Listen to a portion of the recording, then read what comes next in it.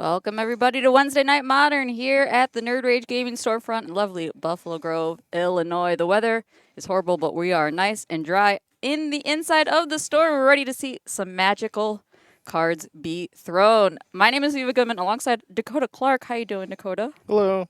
Welcome to the booth. Glad to have you here. We don't have our usual co-commentator, Dominic Stryker, because he's in the feature match area playing some Goryo's Reanimator. This deck has been pretty popular in the metagame recently, and Dom saw it on stream, and was like, I gotta try that.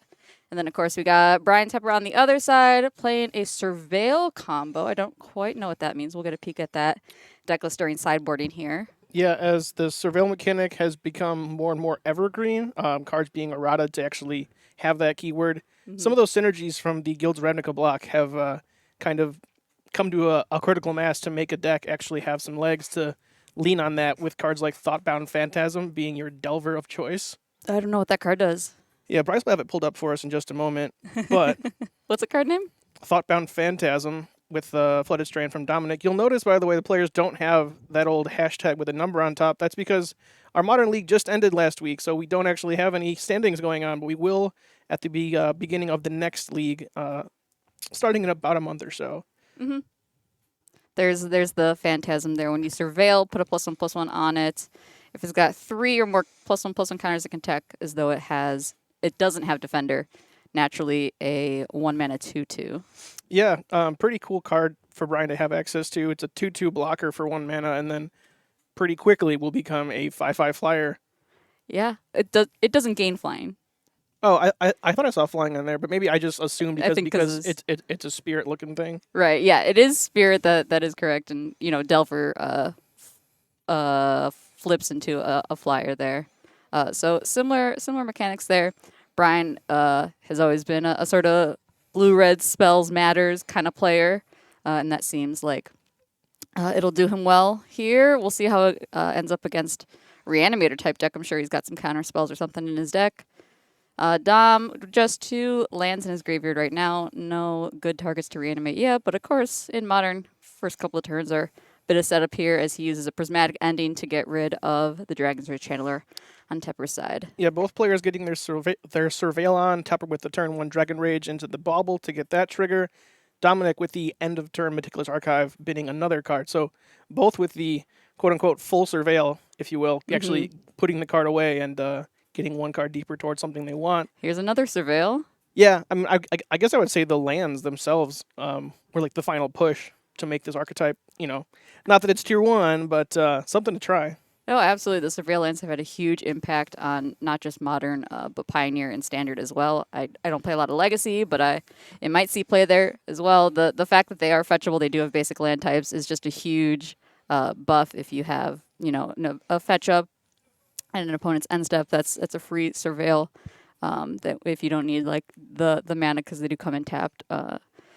We see a third Surveil land here from Dominic. We're just getting set up here, folks. We're going to take our time. We got a long match ahead of us here. Brian will consider on Dominic's end step here. So this is the third turn of the game. Dom's third, Brian's second, and we've surveilled 6 times already, once per turn for each player.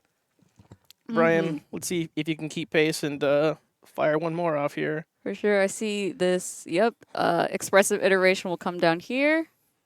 Resolves. I think he's got lands, but maybe hoping to grab one here. Does in fact see a land as well as a bolt and a blue card. It might be a Shredder Extended Art. I'm pretty sure. Seeing a lot of similarities to like Prowess Murktide-esque deck here in Brian's sort of shell that he's building. He's gonna opt to exile the Lightning Bolts. Yeah, play the land out of his hand. So sorry about that. Yeah, a lot of the same shell that we know from the old Breach decks that were really popular a year and a half ago. Brian has that shell in the form of Underworld Breach, Mishra's Bauble, things like that. He called his deck Combo. We were trying to realize, like, how do you actually combo? There's no grinding station in this deck.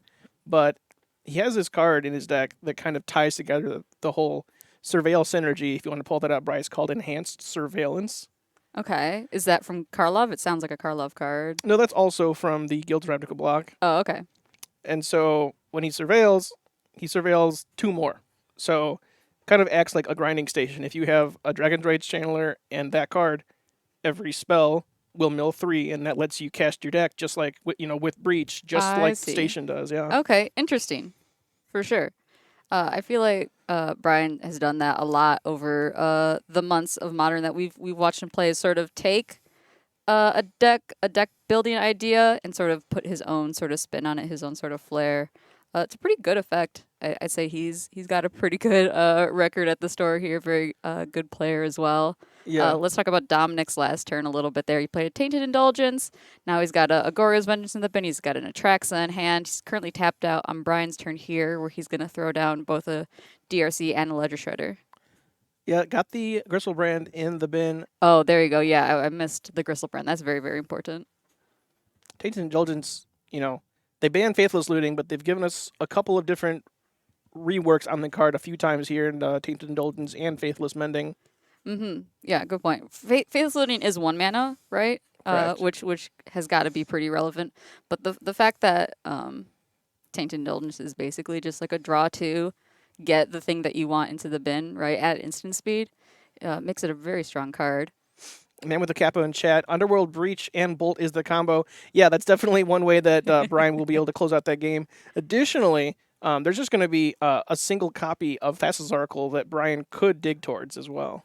Oh yeah. Yes, Okay. single copy. We'll see. Did you look at his deck list before? Correct. Yep. Yeah. Yeah, we'll have that pulled up in between games here. Awesome. Surveil on the Bauble cast trigger. We'll put a Spell Pierce into the bin. Take a peek at Dom's top card. It looks like a Goryo's Vengeance. Got a couple different printings there. So there's different arts to remember for that. One of the unfortunate things about Dom playing this Goryo's Vengeance strategy is that Goryo's Vengeance only will reanimate a legendary creature. Mm-hmm. Which it will do right now, targeting this Gristlebrand. Yep. Let's see if he starts drawing some cards. Ryan's tapped out. You got the Force Negation, friend? I don't see it. I see a Breach. Goryo's is like one of those sneak attack effects where it comes in, gives haste, and then goes away at end of turn, right? I believe so, yeah. Yeah, I think that's why he's keeping the Goryo's there as a little reminder for us and for himself. Mm-hmm. Make use of this draw 7 while we can here. Right. Gristlebrand has lifelink, so it's free. Basically, yeah. We could opt to do it twice if Dom doesn't like the first 7 he draws here. He could go for another 7. Yeah. Of course, he's got to do this before his end step, so he will have to discard all of his extra cards there. Which is actually, I guess, yeah, pretty nice for the Reanimator deck. That's why a pretty good boon. Why Gristlebrand became the instant best target for Reanimator, when it was printed 12 years ago now at this point. Oh, wow, I forgot. So these Esper Reanimator decks are playing a little card called Ephemerate. Maybe you've heard of it. Goryo says the creature will go away, and Dom gets to say, no, I'll just pay a white mana and keep it. Yep. It was one of those quote-unquote like scam effects. We've seen it. We've had an Orzhov scam player in the building before, and uses Undying and Ephemerate effects. There's some sort of niche interactions where one is better in certain situations over the other. This one's pretty good, just in general, though. We get to keep our Gristlebrand around, or Dom gets to keep his Gristlebrand around, excuse me. Yeah, I think as long as you're playing white, Ephemerate's always going to be the best one, right? Mm-hmm. It doesn't have to be I think there's about like to some... die. Yeah, because I think Ephemerate's just usually better, correct? Because the Undying effects need them to hit the bin first, and people bring in like sort of graveyard interaction there. Yep. Ephemerate will just like cover any base compared to the not dead after all effects, etc., which won't work if the card's about to be exiled. Right. The Undying effects give it like a counter. I don't think you really need a counter with a Gristlebrand. If you do, that would surprise me.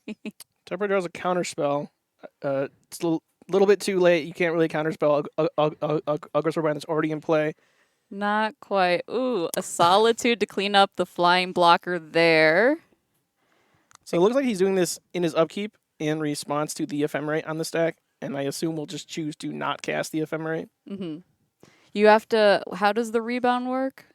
So when you cast the spell, as it resolves, it'll be exiled, and then on your next upkeep, you just have the choice to recast it. Oh, I thought there was like some sort of like you have to... I don't know why I thought you had to like discard a land or something. Anyway. No, that's one of the other mechanics from a while ago. But uh, Oh, like retrace maybe? retrace is one of them. Yep. Anyway, Um, Dom will clean up the ledger shredder there, smack in with the Gristle brand. Tepper does gain some life off the Solitude, so not dead quite yet. In 2 turns, since the Gristlebrand is a 7/7. I think Solitude got counterspelled, but Oh, excuse me, you're yeah, correct. Shredder had to chump block the Had to big block. demon. Pardon me, pardon me. It's I don't know. Gristlebrand was the reanimator target for a decade. Atraxa is definitely vying for number 2, or just is a slam dunk number 2. Absolutely, yeah. I feel like it was immediately included. I saw her popping up in lists in multiple formats as soon as she got released, Yeah, I mean printed. people may be familiar. There was kind of a turning point for Magic around 2010 where the creatures just started to get good. Reanimate this card from Tempest that has always been kind of a strategy. There's been cards that are printed similar to it over the years, and you'll just kind of put a big fatty into play, and you have choices and options and a smattering of different effects you can have access to. But since Gristlebrand and that new era of creature power, it's just kind of the go-to. Yeah, I would say I'm definitely used to creatures doing a lot of things when I have to pull orders for like older sets. I'm like, this was a card? Like it does nothing. It's so bad. Like it's crazy how different cards from different eras in Magic are. So how much of Dom's hand can you make out? Because we have Dragon Rage Chandler into Underworld Breach, and Dom has to just pause and say, "What's the worst that could happen here?" I see an Atraxa. I see an Ephemerate, a Solitude, Polluted Delta. I see a blue card, I think, all the way at the end. We will pitch an Atraxa to evoke a Solitude. Dom lets him surveil, so he has to make the decision before he knows that his Chandler is going away. Beefy graveyard there for this Underworld Breach. Yep. Brian scoops it up. But you need the DRC to enable the combo there. And so Dom will take game 1. We'll go to sideboards and we'll take a look at deck list. Here is Brian's full 75. We can see everything he's working with in that main board. That one Thassa's Oracle we were talking about, the Thoughtbound Phantasm. But let's look at the sideboard real quick. We have Flame Slash, Pick Your Poison, Spell Pierce, Stern Scolding, Mystical Dispute, Engineered Explosives, and Cursed Totem. It's rough. It's rough out there for a Surveil gamer. Pick Your Poison does obviously deal with any of the big threats. Yep. Gristlebrand's obviously a problem if it gets into play regardless. Another problem is obviously that Goryo's gives a creature haste, and Pick Your Poison's a sorcery. It is. I've had that situation a lot where I'm like, you have a flyer on your turn, and it's no longer a flyer on my turn. Yeah. In general, I think Tepper just gets to reach for Spell Pierce and Mystical Dispute. He'll bring in the Pick Your Poisons, but it's not always going to be, his saving grace. Absolutely, yeah. I think we've seen Goryo's decks get up to enough mana where they just, hard cast one of their reanimate targets.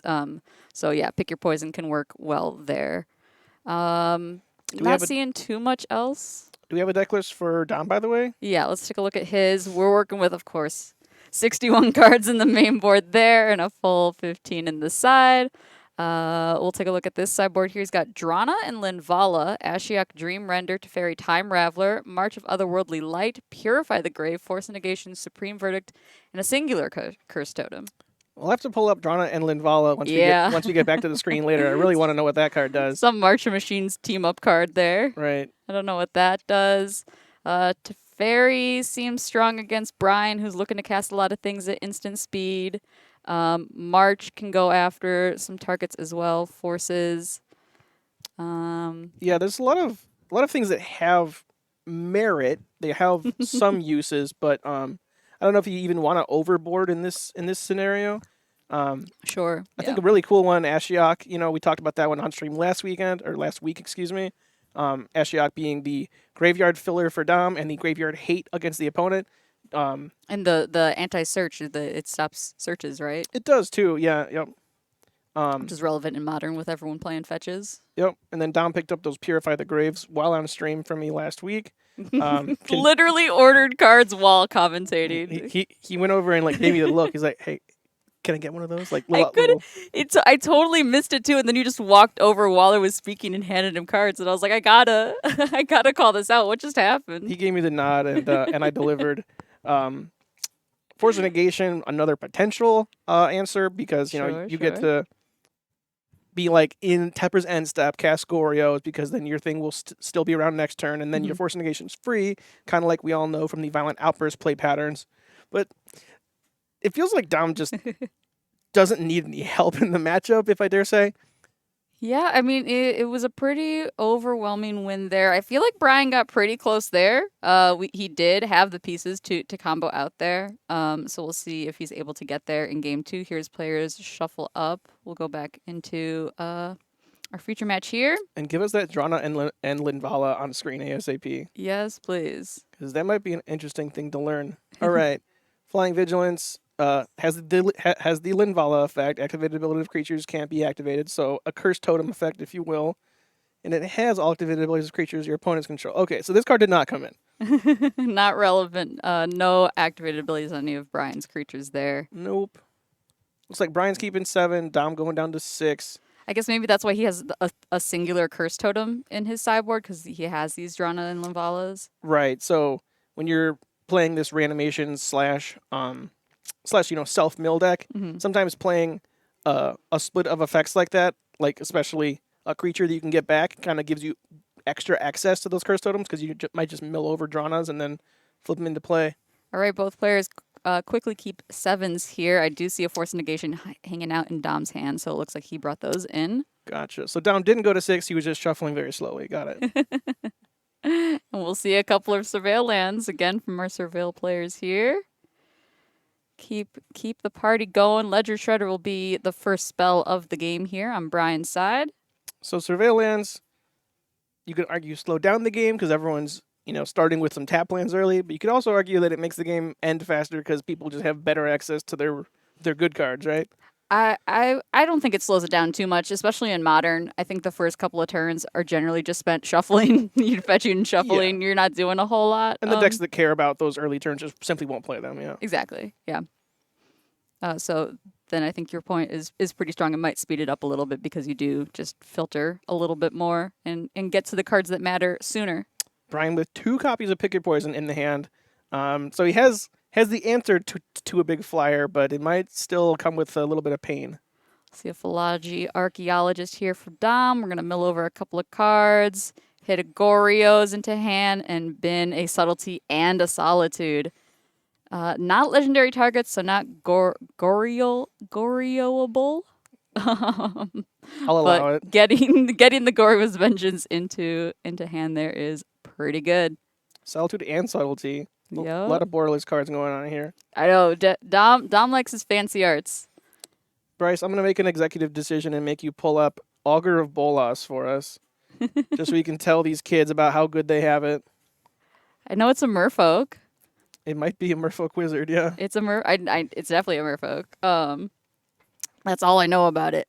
I think it does something similar at Mills, right? Or no, look at the top 3, reveal instant or sorcery, and put it into your hand, put the rest on the bottom. Philology, similar card, but will become a 1/4, I believe. Maybe just a 1/3, but yeah, it starts off as an 0/3, and then if you don't hit, you get that counter. yeah, but it always mills. So Mhm. you at least get some kind of value, even if you don't want anything or don't hit anything that you need. The meme with Augur of Bolas back in M12, was it? That the card's text was actually 2 mana, 1/3, look at the bottom 3 cards of your deck. Because you just whiff, and it's just, cool, put them on the bottom.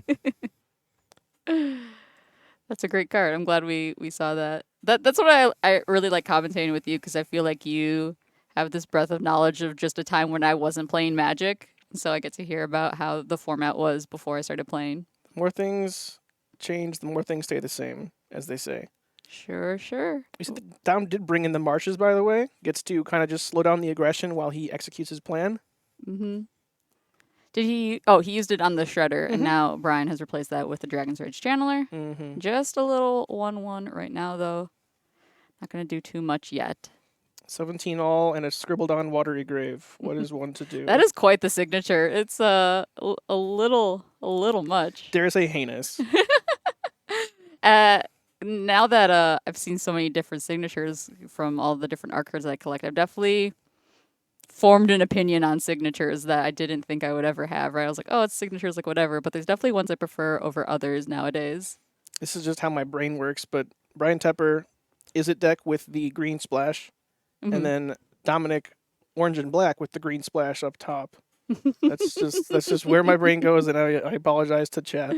With the green splash. I was talking to a friend about dyeing hair, and he said, what is it? I think May is Mental Health Awareness Month, which apparently the color for that is green. So he was talking about dyeing his hair green. I was like, oh, you should talk to Dom. He dyes his hair green, or his hair's green right now. I think. Express. Excuse Sorry. me. Yeah, Let's talk about the game. Go I thought ahead. I thought you were done. Expressive iteration, trigger DRC, bin and enhanced surveillance. Brian says I don't need it, and then a force negation meets the expressive iteration itself. So Dom says no card advantage for you. No. All right, just fetching here. We'll grab, of course, another Surveil land there. This time a shadowy backstreet. I was gonna challenge you. Nailed it. I've got him better. Brian representing counterspell, and he does actually have it. In fact, Yep. and Dom's gonna untap and hopefully smash a big flyer into play. Oh, so my point earlier, the unfortunate fact of Dom playing a Goryo strategy. So Goryo's only targets a legendary creature, right? Yeah. 'Cause, Kamigawa was very legendary centric. This is the vengeance of the character Goryo, etc.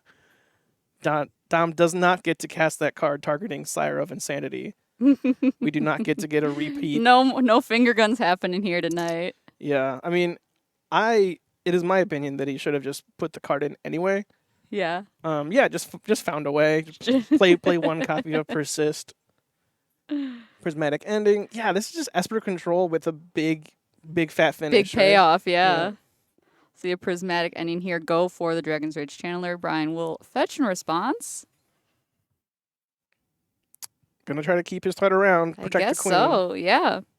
4 mana still up for Dom after this stack resolves, though. So we'll see what he's able to do now that Brian's tapped out. Of course, Force Negation is still a thing that you should keep in mind here. Tanking a little bit on the Surveil off the counter spell, and we will bin another Phantasm. Yes. Someone told me, they said, I'm gonna cut my Ragavans for enhanced surveillance. I would tell them to not do that. I think that's a pretty sound piece of advice. Just slightly fewer threats in the face of this Esper Control deck. And it's Brian's turn 4 at least, and Dom's at 16. I think the only damage he's taken is from lands. Mm-hmm. See a double feature card, which is Tainted Indulgence. No, that's from Competitor. Oh, that's Faithful Mending. Excuse me. The other draw 2. You're right. Draw 2, discard 2, gain 2, up to 18 now. And then those last 2 mana will Goryo's Vengeance and Atraxa into play. Yeah, what do we target with Counterspell? We countered a Prismatic Ending, which I didn't want to say. Felt a little Yeah, I mean, Brian has to protect their threats, but at the same time, there's now an Atraxa on the field. you also have to protect yourself from Dom's threats. And we're definitely not delirious either. Because that Shredder went into exile, so this Dragon's Rage Channeler can't even block. There's a Thoughtbound Phantasm there, so he has You're right. enchantment land instant creature. Enchantment land instant. Oh, then we are delirious. Okay, we can block, or we could take it. He probably won't block.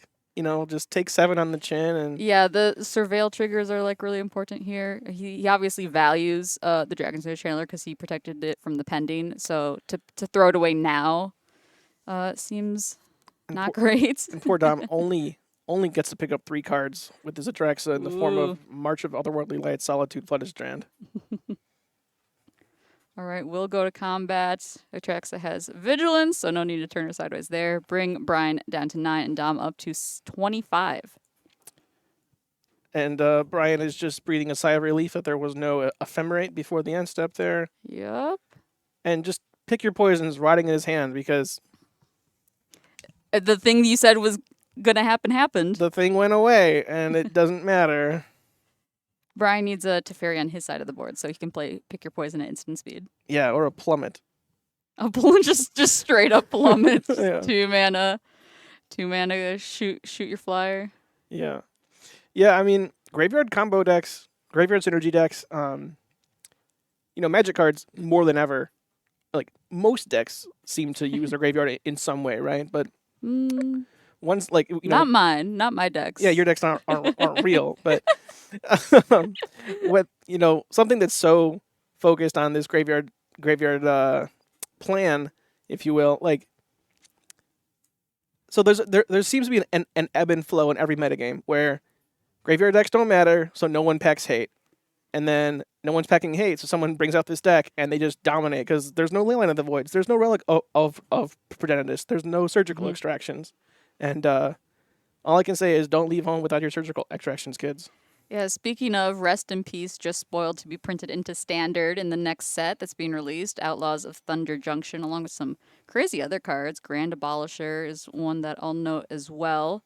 The weekly MTG stream has the full slew of them, and of course Mythic Spoiler and all those other websites as well. This Thoughtseize will grab a Mystical Dispute out of Brian's hand and reveal 2 Pick Your Poisons and an offer you can't refuse. It's a commander card. I've never seen that.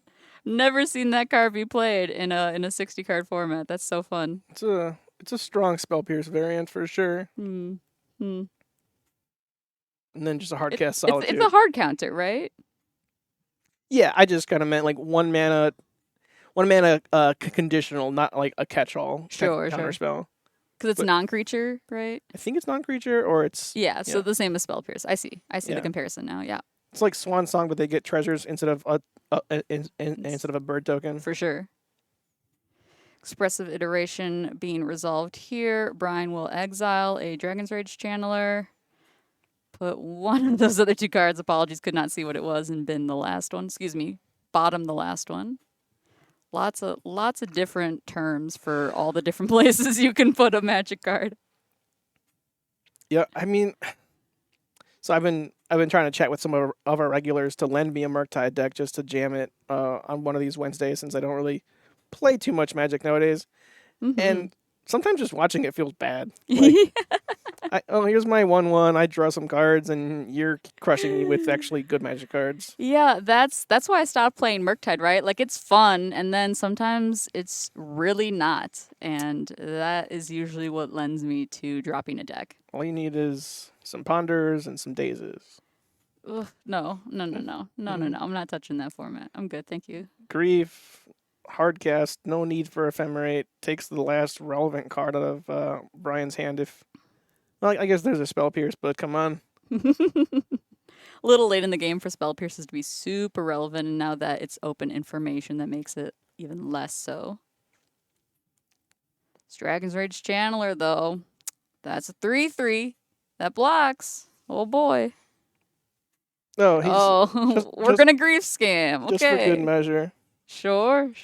Not even gonna draw step it. Tepper says, "I'll Spell Pierce you just to tap you out." Tap you out and get a Surveil trigger at least. Get some value off this DRC once more. And he knows his hand is just pick your poison. Yeah. I wonder if Dom has another Gorios, because he really is tanking on this 2 mana. I don't know. It seems like insta pay or insta don't pay, but I might not know what Dom's thinking. Ooh, the Bin's the Thoracle. I get some raised eyebrows from Dom over there. Yeah, sure. That's a one-up. Brian says, I don't want that. I have 2 green sorceries in my hand. I need something that does something. Pay, Indeed. take a card. Pay, grab the Pick Your Poison. Trying to see how many cards left in Dom's hand here. He's got them. Oh, it's the black sleeve against the black part of the playmat. I see. Mm-hmm. Yeah, one downside that has become somewhat apparent of the new playmat. Yeah, I feel like I see black sleeves pretty infrequently nowadays. It used to be like everyone I knew. I used black sleeves like all the time, and now there's just so many pretty colors and different art sleeves. You know, the quality of sleeves have gone up. Maybe it's like a, because I mean, you're pretty aware that black sleeves are probably the best selling overall. I mean, yeah, that's still true. That's a good point. So maybe it's just the players with black sleeves never get on feature because they're I don't know. I don't I don't know. know. I will bring up the point that Tepper uses the same color sleeves for all his deck in a color that I believe is no longer in print. He just has like so many boxes of it. He's like, this is the color that I'm gonna play with What is that? forever. Eggshell or something? Probably. I don't think that's an actual sleeve card or sleeve color name, but yeah. Yeah, that's the Home Depot name for it. Mm-hmm. Paint color. Because I asked him once, I was like, why do you like these sleeves? Because I think maybe I was a little rude about it because they're a pretty neutral color, I'll say. Yeah, a lot of players try and do that. They're just like, all right, I'm sick of buying sleeves. I'm going to get 6 displays of one color. My whole collection is interchangeable. And then Mm-hmm. it doesn't always work because the different sleeves have different levels of wear and damage, and then your cards are marked. But as long as you're doing it the right way, there's no problem there. Totally. Consider here for Brian. I think we're treading water a little bit at this point. He does play a lot of cantrips like this consider, so there are possible ways for him to dig himself out here. I need him to scoop so we can go see the surprise on the backup match. I don't- Respectfully. I don't know what the surprise is. What is it? It's a surprise is what it is. I guess so. Yeah, that's fair. Very fair. All right. Reap's a 4-3, right? No. They're both 3-2s? 3-2. Yeah. Okay. Oh gosh. Ooh. Don't scare me like that. Right. Tainted Indulgence. Looks like a strict draw too. I think. What is it? It's 5 different mana values. 5. What is the clause there for Tainted Indulgence? Bryce can help us out here. Thank you, Farron. Second Tainted Indulgence. Ugh. I just love drawing cards. I'm so jealous. Sure. Like 2 mana draw 2.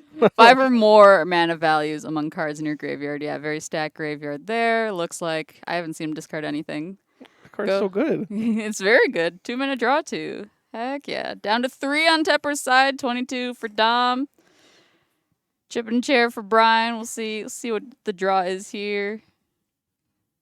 Dom's gonna take some more game actions first. Lifelink on both of these threats is like between Atraxa and Gristlebrand is kind of just like too much. It's a lot. Yeah. No, the Goryo's deck is really good.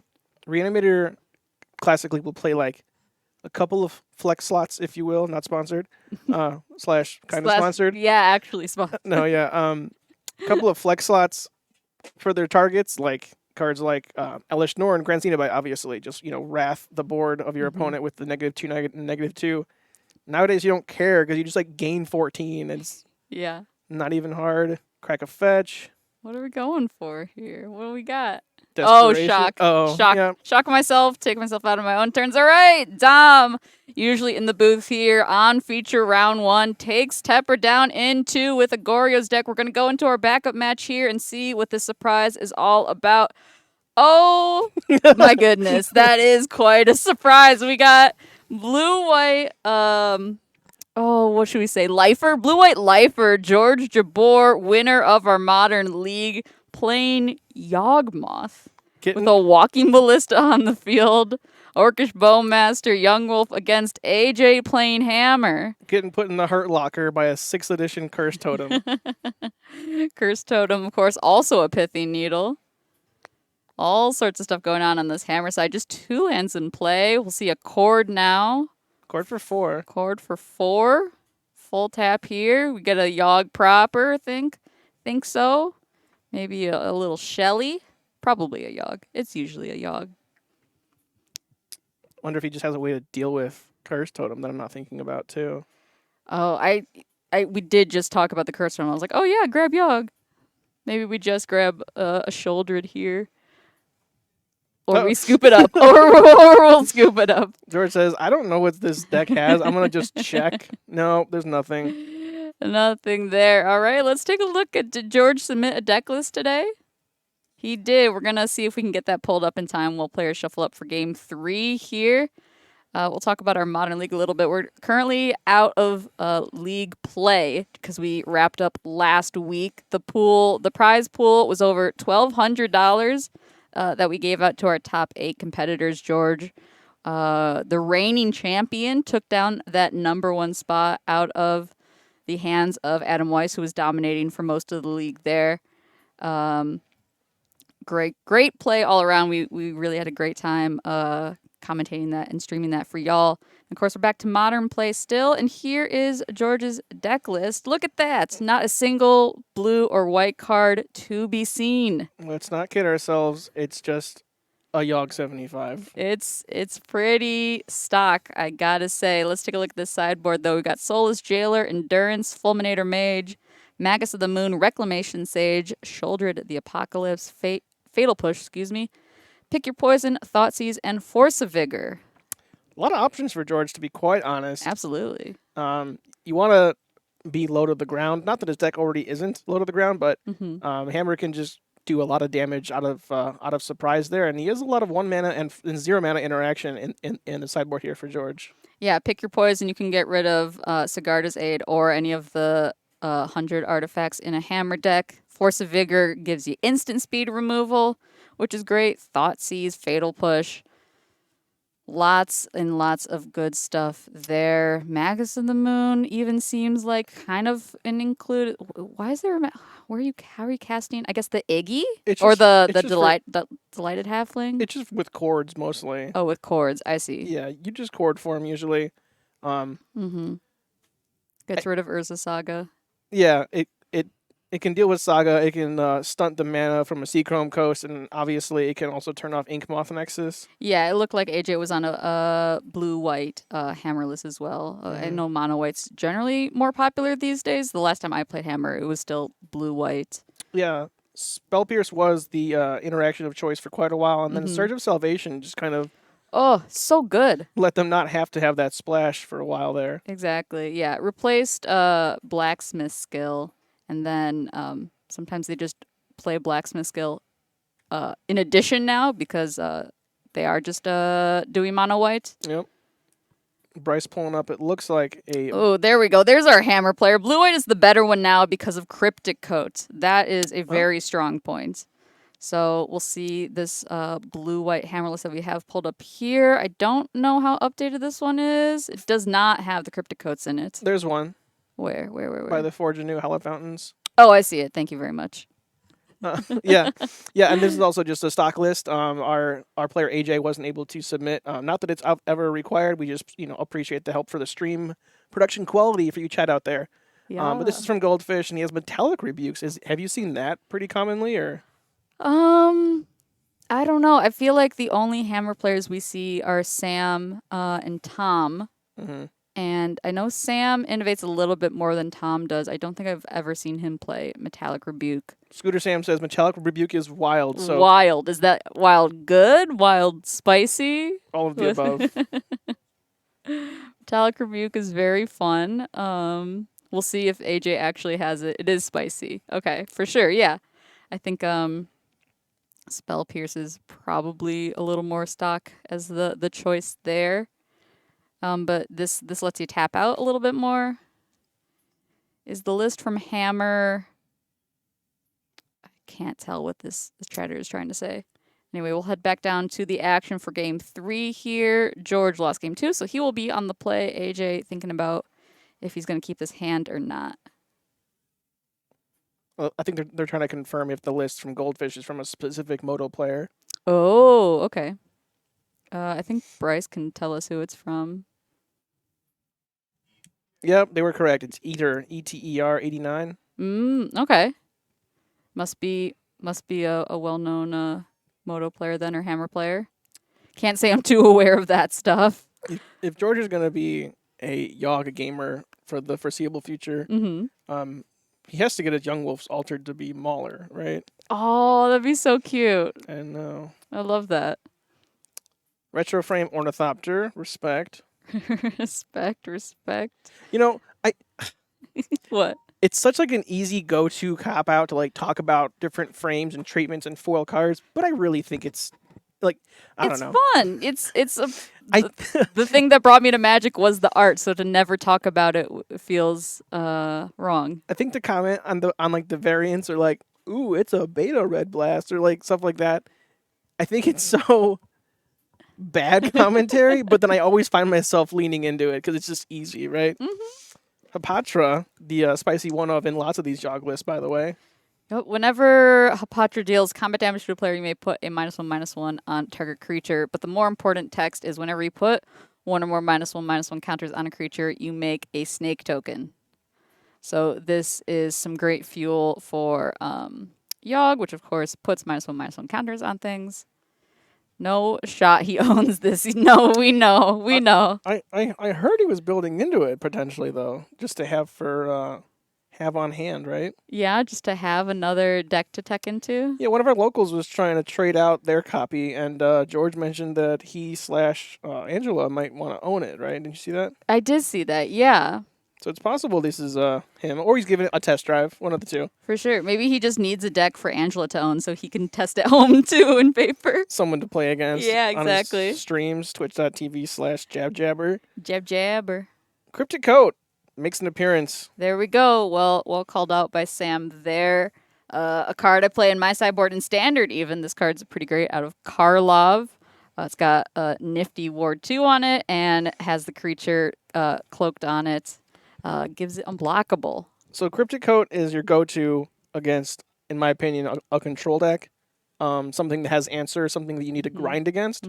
Grabbing it against Yogg, a deck that you have to be careful not to get punked out by, implies to me that AJ has at least a Cauldra and hopefully a hammer or two in hand, right? Yeah, usually when a Stoneforge Mystic grabs an equipment you're not expecting, that is because they already have it in hand. Mm-hmm.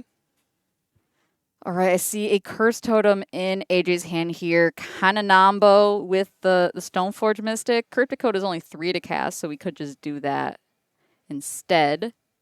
He's got this Urza Saga floating in his hand here. Would be his 3rd land for turn. Might also want to hold up the mana to make a Karnstruct, but we will just jam this Curse Totem. The Yawgmoth Menace forcing decks that don't do well under a Curse Totem to decide to actually have to play it sometimes, just to not allow them to do their thing. Maybe that's why he grabbed the Cryptic Coat, because he knew he wasn't going to be activating the Mystic because he had the Curse Totem. Boseiju will take down the Curse Totem, though. George's Boseiju will take down AJ's Curse Totem there. He'll grab a Plains, and we'll move and into... now Stoneforge is active. Stoneforge is active. We do have the mana, even. Yawgmoth. What are you going to do? So you got blue mana up. Here we go. I stink at creature decks and creature combo decks. Oh, yeah? I just draw cards and kill stuff. I assume this board state is like something that George can do stuff with, right? Like he just gets to make a bunch of snakes? Isn't that how that works? Yeah. And so he just gets to dig and get like a ton of cards, right? Because each Yogg activation draws you a card. Something it's not like that. infinite snakes, right? Because you have to pay a life. So it's definitely not infinite, but it is as many... 17 snakes. There's our snake there. And it's not infinite snakes because you have to eventually put -1/-1 counters on snakes, right? So you lose snakes there as well. But you can just start getting rid of their board. I think that's why, because Dom calls Hapatra like a machine gun. He goes, Yep. right? So it looks like George might just mow down the board here. This ward creature, though, makes that a lot harder. Yeah, it'll survive for now, but the Ornithopter gets to go away, I suppose. Right, Chatter. Most importantly, lots of cards. Something that a Yogg deck can sometimes struggle with. Some people would say if you want to draw cards, you just play the One Ring, but... George does that. Oh, yeah. He's done that several times. Go to combat here. No? Never mind. Point it out. I'm good. Okay, all right. Don't Back need on it. AJ's turn. Chapters. Chapter 3 on one of the sagas. Chapter 2 on another. It's going to be a hammer, right? He's got a hammer in hand already. Oh, yeah. He's just going to float the mana instead of making a Karnstruct. I think we're going in response to the fetch. Going to mow down the Ornithopter with some counters there. George filling up his hand up to about 5 cards in hand now, maybe 6. AJ had the Curse Totem.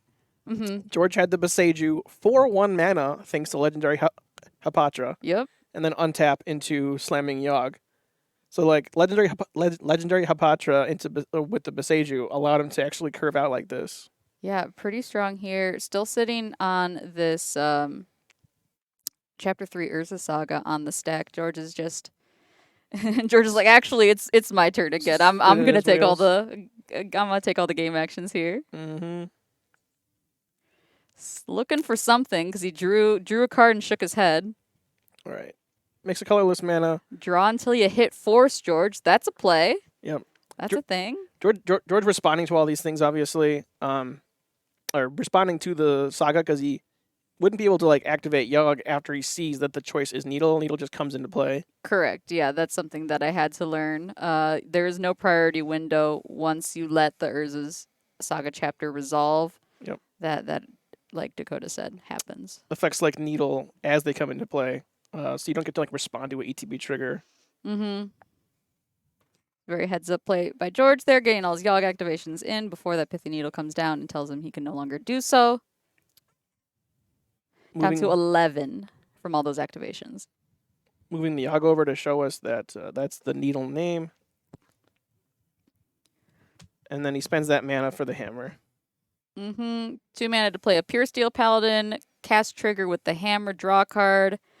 We have 1, 2. If we animate this Inkmoth Nexus, which is land for turn, we have 3. Oh no. This Cryptic Code is an artifact. Silly me. We do have Metalcraft, which means we can equip this hammer for 0. We will put it on the unblockable creature. Oh, it's unblockable. I forgot about that. It is. We have very much represented lethal. Damn. Swing? Ward 2? Yeah. Ward 2 tapped out, unblockable. Yeah. For lethal. Seems very dead to me. George will flop his hand into play and say, Overgrown Tomb, never again. Never again. He really committed to the aesthetic, though. Lots of green in his outfit today for this green-based deck. And there are the Nux. Reigning champion George DeBoer on a new deck. Cannot take down his opponent in our first round of Magic here. AJ will take the match in 3. Before we head into a commercial break here, we're going to take a quick look at our weekly in-store schedule. I have had this updated, but I have not sent the assets over to our producer, unfortunately, so I'll let you know the updates there. Wednesday is Modern. We are live every Wednesday night at 6:30. Join us for that. Make sure you hit that follow button to get notified in case you forget. Thursdays, we are also live. We will not be live tomorrow for Pokemon, as most of our team is in London for EUIC. Thursday is also Open Play Commander. Friday is F&M with Standard and Legacy, both being options to play. We're doing lots of Standard showdowns, so you can win promos there. Friday is also One Piece. Saturday is Open Play and Digimon League. Monday is more Open Play Commander and regular Digimon. And then Tuesday rounds out our schedule with Pioneer being replaced by Lorcana. And our One Piece League. Do we have any spots open for our store championship for Lorcana still? It was so close to sold out as of like a couple days ago, right? Yeah, absolutely. No, it's in like a month from now, and we have nearly capped a 64-person event for our first Lorcana store champs. That game is popping off. If you want to come and try it out at the store, we have locals every Tuesday, and we have plenty of product if you want to give it a go. With that being said, though, we're going to head into a quick break while we pick out round 2 features. Be right back.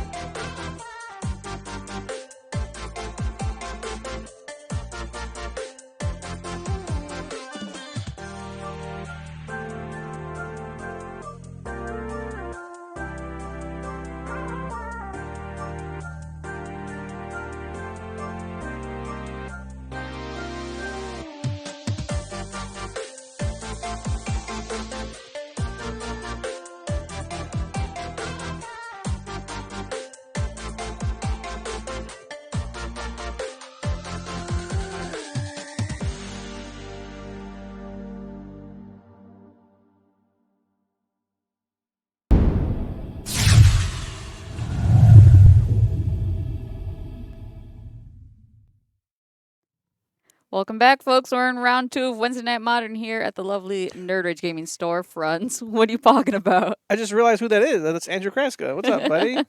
I guess an old timer from a while ago. Played a lot of series events with us pre-COVID, including at the store. He placed an order just last night. Well, 3 orders last night on the website, and I was like, "Oh, Andrew's back." Because he's been in and out of pharmacy school and doing a lot of good stuff with that degree for a while now. But he's back. Good stuff. And then, of course, Alex Luke on the left side here, one of our runners-up in the Modern League that just ended last week. Been playing a lot of coffers today, playing a Pioneer/Modern deck. We'll see if you guys can get a peek at what I mean by that. We also have Amulet Titan on the right side of the screen here. Very, very popular deck. But not at our store. We don't get too many Titan players nearly ever. I'll do my best to do the Titan math. Our producer Bryce might have to come in and help us here a little bit. That's why we don't have many players playing it. The deck's too hard. Deck's too hard. Who wants to do math? First spell of the game will be an Amulet of Vigor, one of the namesake cards of the deck. Amulet Titan, Amulet Vigor makes untaps your lands when they come in tapped. Namesake on the other side, Sorin Imperious Bloodlord, front of Alex's hand. Indeed, indeed. For those unfamiliar, Sorin is doing a lot in Pioneer right now. RCQ season is on the horizon, and at the last Pro Tour, Erectos Vampires deck list was the winner. Slesnia Sanctuary bounces the castle to the hand, and will what the? Okay, Alex loves to challenge us here in the booth. I thought it was Champion of the Parish for a second, but that's not right. No, I vaguely recognize it, but my gosh. All right, Nurkana Assassin. That's what I'm gonna go with. Nurkana Cockroach. I don't know. We have his deck list. What is it? Yeah, Bryce is figuring it out right now. He's gonna pull it up on screen for us. 2 mana gonna be the Explorer for Andrew. Go here. He's got a die keeping track of how many land drops he gets. Yep, 2 to go. Stromkirk Condemned. That's the one. I think that's like discard a card, your vampires get anthemed. That's my guess. Interesting. All right. Get it up here in just a second. Discard a card. Vampires you control get +1/+1 until end of turn. Cool. Very good. Commander Dominaria United, a.k.a. Eldritch Moon reprint. Not Dominaria United. That is The Crimson Crimson Vow. Vow. Yeah, the vampire set. Duh. That's what I said. Yeah. Kraska has 2 land drops. And the first one will be a Gruul Turf. Whoa. Amulet of Vigor stack. On the stack here. So trigger, untap, pick it up. Keep a note of mana floating a little off screen here. So we have red, green, and pool, and a land drop to make. Mm-hmm. Do we have those lands handy, Bryce, for them to use as mana counters? It's in the coverage bins.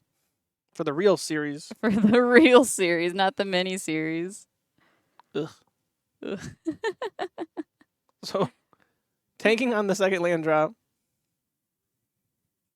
Yeah, no action for Alex here. Arboreal Grazer will let him put a land into play. He's got a second Arboreal Grazer as well in his hand. Yep. So red in pool, and now red, green in pool. Mm-hmm. And a land drop, still. Unless he did the second one and I missed it, but. No, he still has a land drop. Bounce trigger will bring that Gruul Turf back to hand. Use a green to play the second Grazer. Put the turf back out. Should be red in pool. There's the land drop, or the land from the Grazer. And then that should be enough for castle. You need 6 to activate. I think he just has like. 4 to activate, make 6. Okay, he's gonna pact for something. Pacting for a Titan. Makes sense.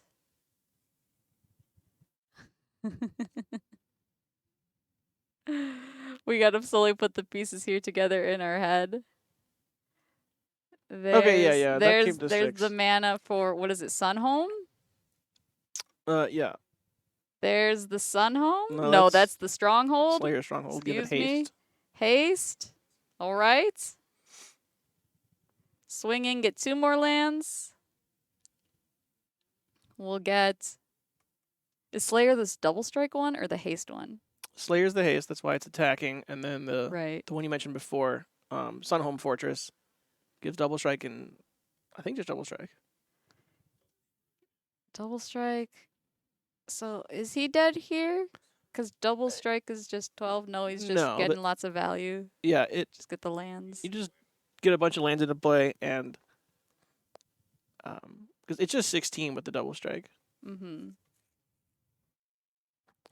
This is the Oh, worst. because it's +2/+0 from the Mm-hmm. from the stronghold. Right. Okay. I'm trying to think of Alex's best move here on the pass back. Terminate. I mean, yeah, definitely. Lush Portico is one of the finds, so that he can help set up the finish. And Mycosynth Gardens, which can copy an amulet. Bring those in untapped. Still get your Surveil triggered. Fun. Lots of stuff happened. Amulet deck, I don't see too often, but it's clearly very powerful here.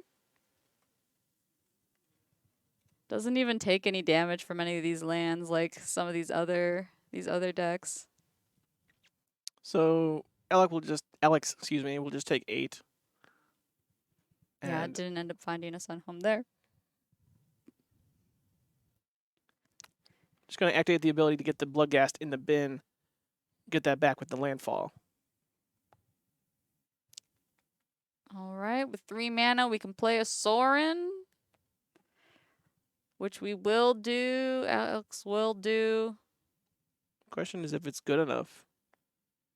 Gonna sacrifice a vampire to kill a grazer. He must have some kind of condition that doesn't allow it to kill the Titan, obviously. Yeah, what's this? Can we look up Sorin Imperious Bloodlord, please? Thank you. Amulet's not fun to watch. You may sacrifice a vampire. Yes, it's a just lightning Helix. helix. Okay. Okay, but that does gain him some life then.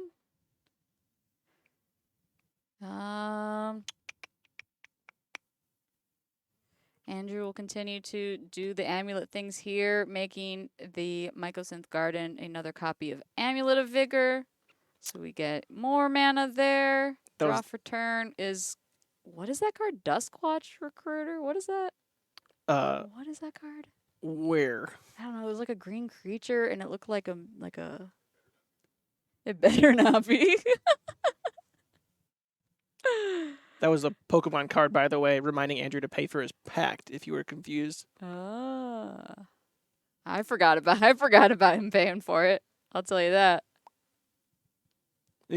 The card you described, I can only think of being like Outland Liberator, but I don't know if that's I think that's probably what I meant. Oh, it's like the Secret Lair Titan. Okay. First spell of Andrew's turn will be a Dryad of the Elysian Grove. That gets him another land drop, I believe. Makes his land tap for all 5 colors as well. Alex getting to play a lot of Magic here. A lot of spectating. Yep. All right, this Teleria West come down very slowly there. We'll get to untaps. That's 2 mana. Right? Are we not going to remember those trigger? I mean, he keeps marking stuff, so I assume we're shortcutting here, not showing the tap and untap. Yep. You just kind of wave your hand and say, yep, 2 mana. Double Amulet's like the most broken thing you can do in Magic, right? There's a lot of broken things in Magic right now. I hesitate to say most broken, but I would say broken. Absolutely. I would say very, very good. Here comes the Valakut and the Vesuva. Taking a peek at the singular creature on Alex's side of the board. Do I care about that? Probably not. So that is... Oh, never mind. It is essentially 2 copies of Valakut coming into play as the 5th and 6th land. So it should be 12 damage that he gets to shoot around. Vesuva can't copy Valakut. Since when? Oh, you're correct. Yeah. Oh, you mean when they enter at the same time? Right. Yeah, that is correct. Lamaton. We're gonna get that figured out real quick. Yeah. Run, Bryce, run! Run! He said, yo, homie. Yo, you can't do that, man. Yeah, when you get them together, you don't actually get to choose. You have to choose a different card. Okay. I didn't realize. Does the Mycosynth Garden still count as a land when it's a different when you use the bottom ability? I think so. Is Mycosynth Garden still land? No. Okay. I mean, he took it to like he searched for Valakut and Vesuva just gets to choose something else, so he dealt less damage. Yeah. Oh, and I think, Mm-hmm. looks like nothing on the board state changed, so maybe they didn't actually copy the Valakut, and we just thought so. Yeah. I apologize, chatters. My inexperience with Amulet Titan here. And the deck, whatever Alex is doing on his side of the board.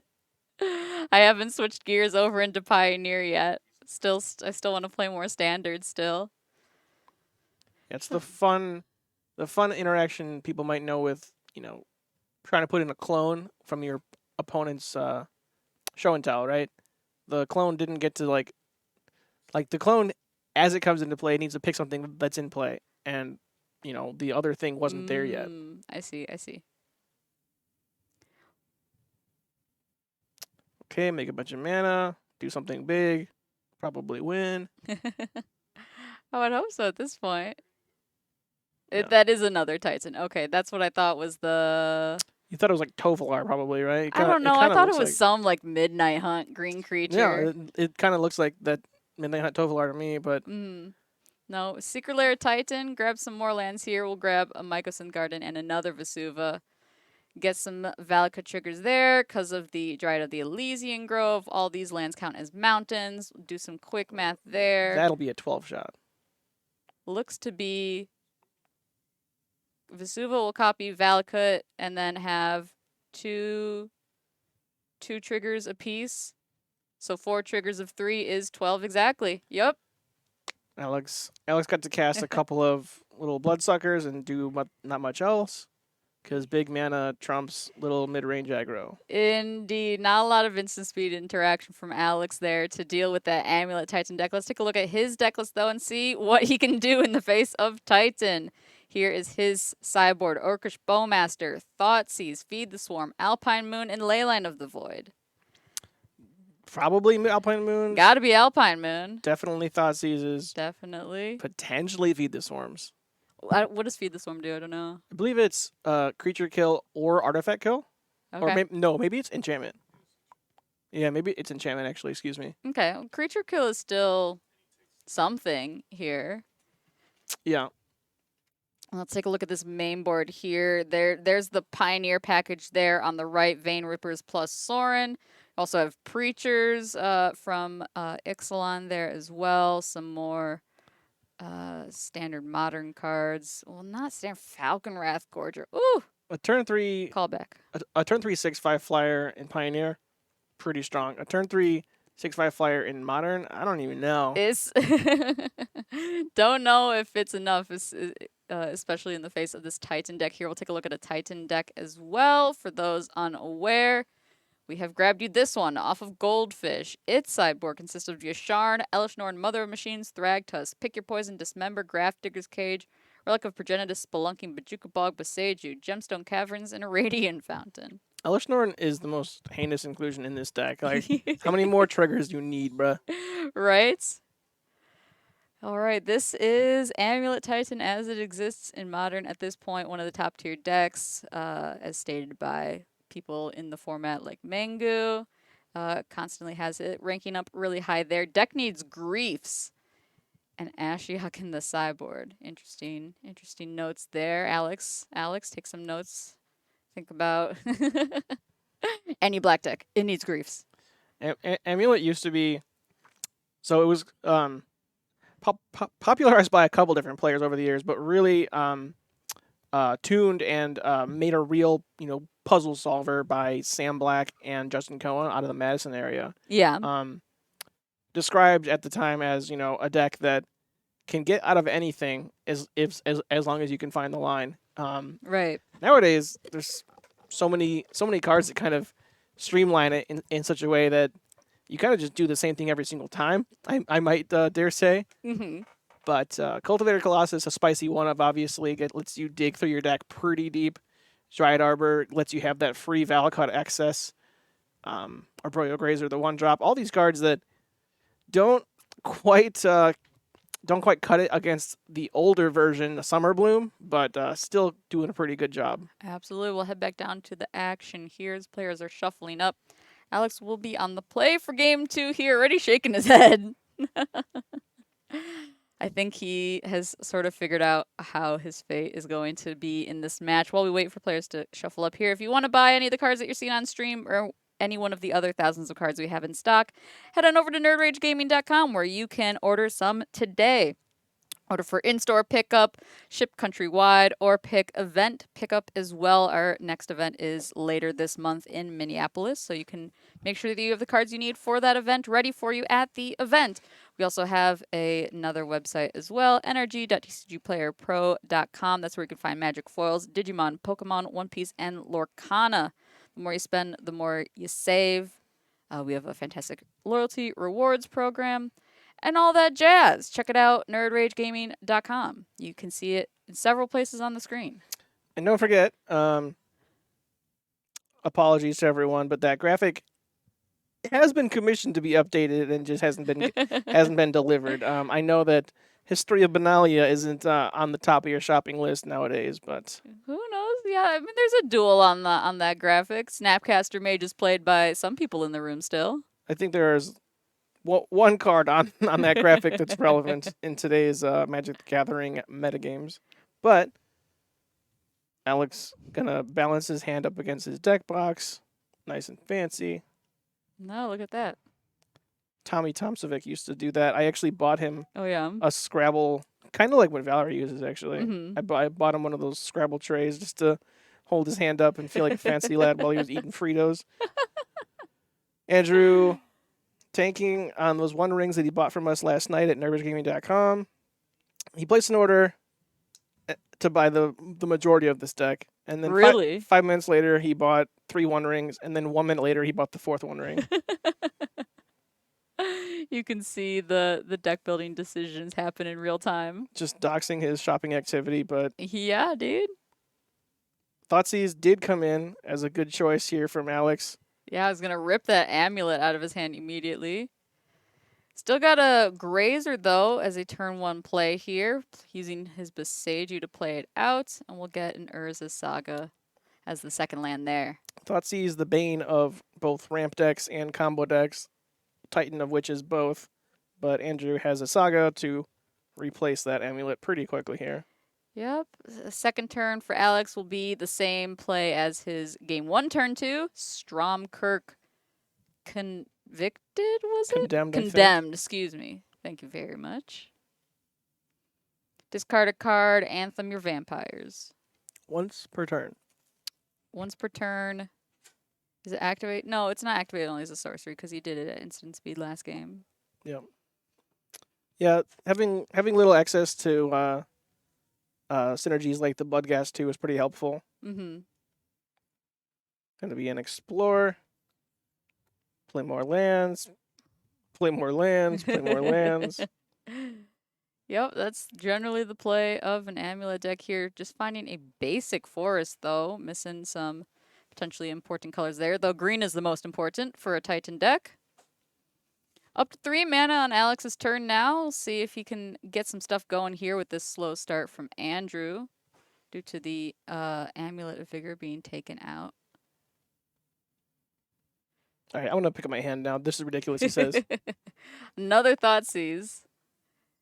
Options are a Primeval Titan or a One Ring. There's also a bounce land in his hand that he can't pick. It's kind of close. Kind of close. Which one to pick there? Yeah, I mean, I think you do snap off the One Ring because it's something that can be cast next turn. Mm-hmm. Hypothetically, at least, if there's an untapped land drawn. But yeah, absolutely. And it feels Fuels the ability to get into the late game here as well with those draws. Did draw a land for turn. Was it a Gemstone Caverns though? How does that? I don't know how Gemstone Cavern works again. I know it's got a pregame effect. Does it make mana otherwise? Yeah, when you don't Okay. get the rainbow effect from being on the draw on turn 0, it still just taps for a colorless mana. Okay.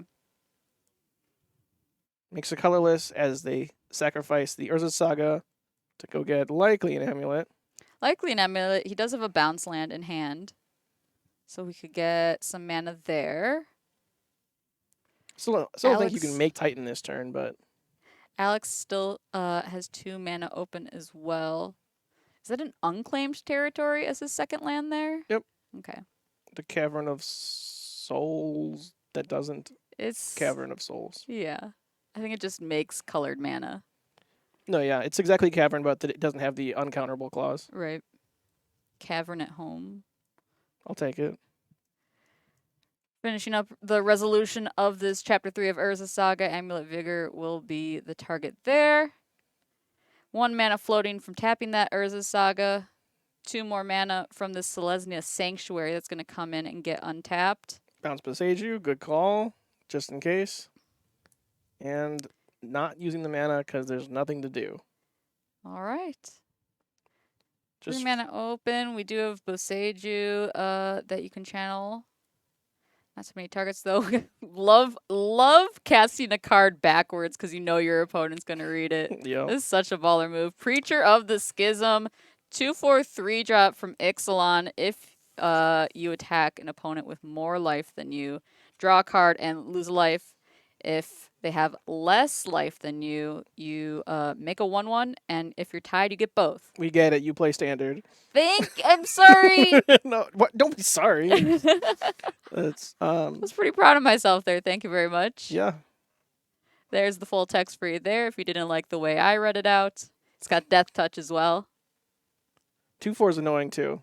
Can't be cut down. Oh, I don't play Cut Down, but 2/4 and Death Touch is still a hefty stat block to get around. Because in standard, Merfolk don't have Island Walk, so you gotta just go wide. I know that Thoughtseize picked apart Andrew's hand, but was there a mulligan involved or no? Because man, this is an anemic draw. Thoughtseize doing work as it should. Cordial Vampire. Cordial. Let's just draw, take one, right? No, I Stick think on it's a just an stick? anthem. Is It's it just an anthem? another lord, I believe. Oh, am I thinking of Dusk Legion Zealot or something? Wait, oh gosh, there's too many vampires. There's a lot of bad vampires in play. There's a lot of bad vampires. Is this the Rivals of Ixalan one? No, this is Modern Horizons. Well, It's actually Lost Caverns Commander, I'll have you know. sometimes. Whenever Cordial Vampire, another creature dies, put a +1/+1 on each vampire you control. 2/2. Kind of a lord. Sorry, 1/1 for 2. Kind of a lord. And we get that token from the Preacher. What are all those other cards in his deck box? Oh my gosh, that was a the- huge stack. That was the token deck box. That's just the it was his actual deck box on the left here. right. Arboreal Grazer gonna do a little chump action, but yep, we'll discard a card to have the Grazer actually die from combat damage. Yep, pitching a card with the Stromkirk Condemned. Buff up their vampires, get triggers. Did he trigger his Preacher? Yep, that's the vampire token that we pulled out at the bottom. Got it. Thank you. And then follow up with Preacher number 2. Another Preacher. Not legendary. It's not. It's really not. You have the entire papal papal order. That's a word for your spelling test. That should be our starting Wordle word tomorrow. That'd be so bad. Yeah. Double consonants are always and double vowels. Oh, yeah. Yeah. If you're playing Wordle, don't at me, but we're the best. Yeah, we got a little group Wordle chat every day. We pick a new random starting word because we all know our own starting words, so we can't post our scores without tipping off our friends. So we all start with the same word now, and it's random every day. It's very fun. You should try it. Alexander with the tried and true method of aggro with disruption. So some not exactly modern playable 2 and 3 drops with a couple of thought seizes will get the job done against the combo deck. All right, we'll head into a game 3 here. Speaking of Wordle, I have started playing a new variant called Moxel. Um, not sponsored by Moxfield, but it is on their website. You do need an account to play it, and it is a 5-mana magic-related word every day. So You need today, an account? yeah, you need an account so you can keep track of your score. Most people already have a Moxfield account anyway. Yeah. It's pretty good. Alex has a Moxfield account. He always sends me his deck list on Moxfield because it keeps track of different printings of cards really nicely, so you can see exactly how blinged out your decks are. What about Spellify? Spellify is a good one as well. Shout outs to Commander's Herald. They have a good one there too. Let's talk about our own organization though. We have a tournament series here at Nerd Rage Gaming called the NRG Series. Our next event is 420 later this month, release weekend for OTJ. If you're not wearing a cowboy hat, you can borrow mine. We have $15,000, over $15,000 in prize money to give away. A 10K Modern Showdown on Saturday, and for all you Legacy lovelies out there, a 5K Legacy Trial on Sunday. Lots of side events for you to play as well. Lots of invites to receive to the RC. Which RC is it going to be? It's not Dallas because that's the next DC? one. It's going to be the one after that. After And then, of DC? course, if you win our showdown on Saturday, you'll automatically qualify for our own championship series at the end of the year. The winner of that goes right to the Pro Tour. So skip right over the RC and win through our circuit. Look at all these different ways you can do so. If you're not familiar, a showdown is what we call our events that automatically qualify you for the Energy Championship. A trial just earns you points towards that leaderboard slot to give you an alternative route to qualifying if you do well throughout one season or the entire year. Yeah, if you want to find out complete information on all the different ways you can qualify for a championship event, head on over to nerdragegaming.com. We have a full article there with all the information, as well as like side events for the upcoming event, all sorts of fun information. And why don't you buy some cards while you're there? Shuffling up for game 3 here with this Rakdos mid-range deck versus meta-defining Amulet Titan. Have y'all confirmed the St. Louis venue yet? I am not privy to that information. Dakota, do you have any? Yeah, St. Louis is in June, and it's on the calendar, and it's fully scheduled. Oh, okay. Then yeah, just check out the Melee page, Mikey. All the information that you need should be there. Yeah, we have not announced our second half of the schedule, but all those first half of the year dates and locations are all confirmed. Yup. All right, we'll take a look at starting sevens here. Thoughtseize can't mulligan it. Actually, It's like when I play Commander, red source plus Winds of Change, immediate keep. I just got a full glimpse of the hand. Actually, and I think it's not a keep. Yeah. It was 5 lands. Thoughtseize Vein Drinker. Yikes. Doesn't do anything. That's a horrible hand. mean, And he kept. This is like. I don't think you keep, but it's hard to. Okay, yeah. Alex respects the fact that his hand does nothing. Does literally nothing. Yeah, Vein Ripper's a 6-drop, so I don't think we're ever getting there against a Titan deck. I don't know. So when Sorin came out, wait, which came first, Sorin or Morophon? Either way, when one of those two versus MH1. Yeah, so MH1 came first, right? Something like that. I don't know. M20 doesn't have art cards, so I don't know set order. Well, the core set release was always like the summer before the year on the set symbol. So like M20 came out in summer of 2019, and I think that's when MH1 came out. Either way, I don't know. COVID screws my right. Yeah, I mean timeline. We've lived 3 different lives in the past 6 years. If you haven't, you're lying. The Morophon Sorin thing was something that people, some streamers were playing with when it first, when they were Oh, first. because it's got Changeling. Yeah. I was trying to figure out why Morophon. I was like, oh, yeah. I see. So it was just like the biggest vampire that you could cheat in, essentially, for a while there. Mm-hmm. But you see, at least an Explorer and a couple other lands on Andrew's side. Ooh, Alex was reaching for that deck. I don't know if he's too happy with this second 7 here. It looks like it says has lands and spells, but it doesn't. I don't think have any interaction. Any chance we can change indie format to not modern? Alex going hard discipline on the mulligan there. I respect it because he had lands and spells, but he didn't have interaction, and I think he just knows that I need that on the play here against the Titan deck. I'm gonna tell you, you can play all three formats in indie. So why would we change it to not modern when we already have all three available? Yeah, Modern Pioneer standard Team event. in the team event. Play whichever format you want. And if that's not enough for you, we got side events. That's true. The side events program's growing a huge amount in the last 2 years, Huge amounts. especially with a little bit of support from Papa Watsy or Mama Watsy, including oversized cards and uncut sheets and a bunch of other swag. So a lot of opportunities to, one, get cool prizes, and two, qualify for the RC just from playing side events. Same as game 2. Game 3, turn 1 Thoughtseize here will rip a Primeval Titan out of Andrew's hand.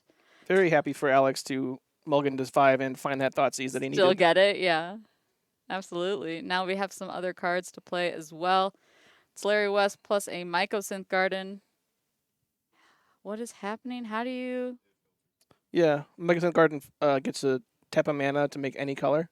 Oh, I forget all the different things on that card. I just know that it's like you make it into an amulet. I don't know what else it does on, on that thing. It just has for colorless, or it's like a Transcold Promenade, just a bad filter. I see. But yeah, so make a green, cast the Grazer, put in Sanctuary, pick up the gardens, and Alex Luke, no turn to play besides a tapped Agadeem's Crypt thing. Agadeem's, yeah. Indeed, yeah. No need to pay 3 life there. Explore, draw another explore. Now we just have a blue open. He has 2 land drops thanks to the Explorer, but he needs to be able to.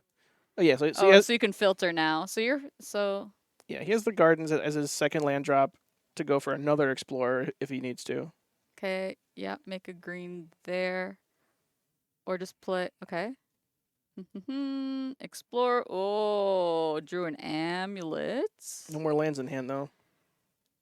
Tragic. Oh, there was a land. Excuse me. Oh, you lied to me.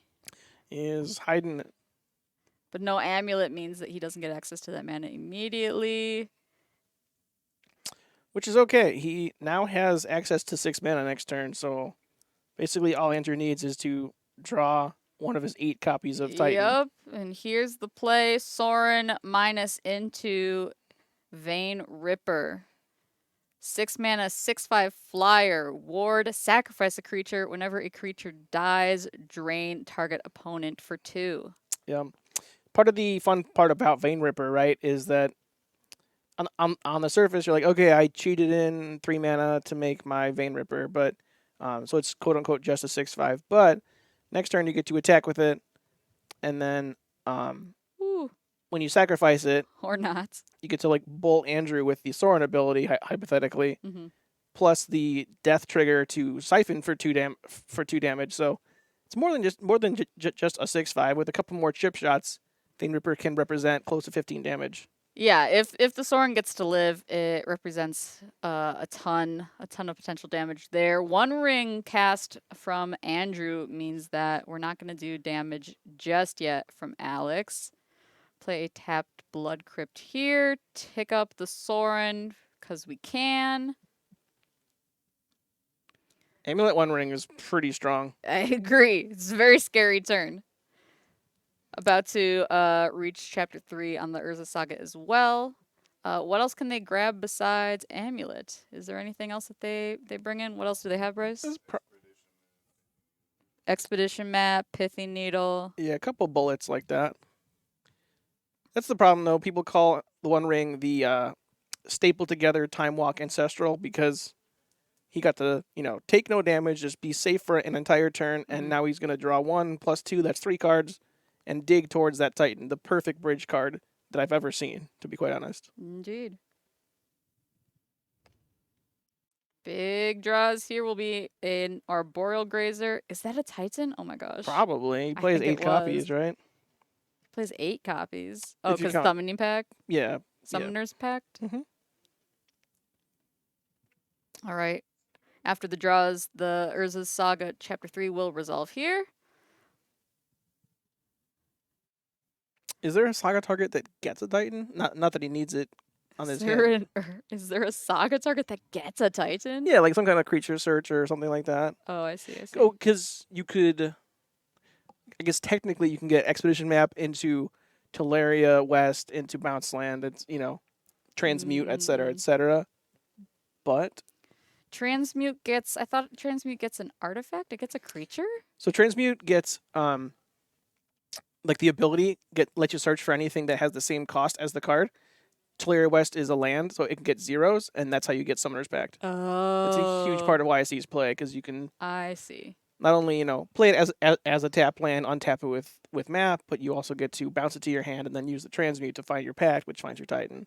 This deck is the worst. It's got a lot of lines. Yeah, that I can see why people are hesitant to pick it up.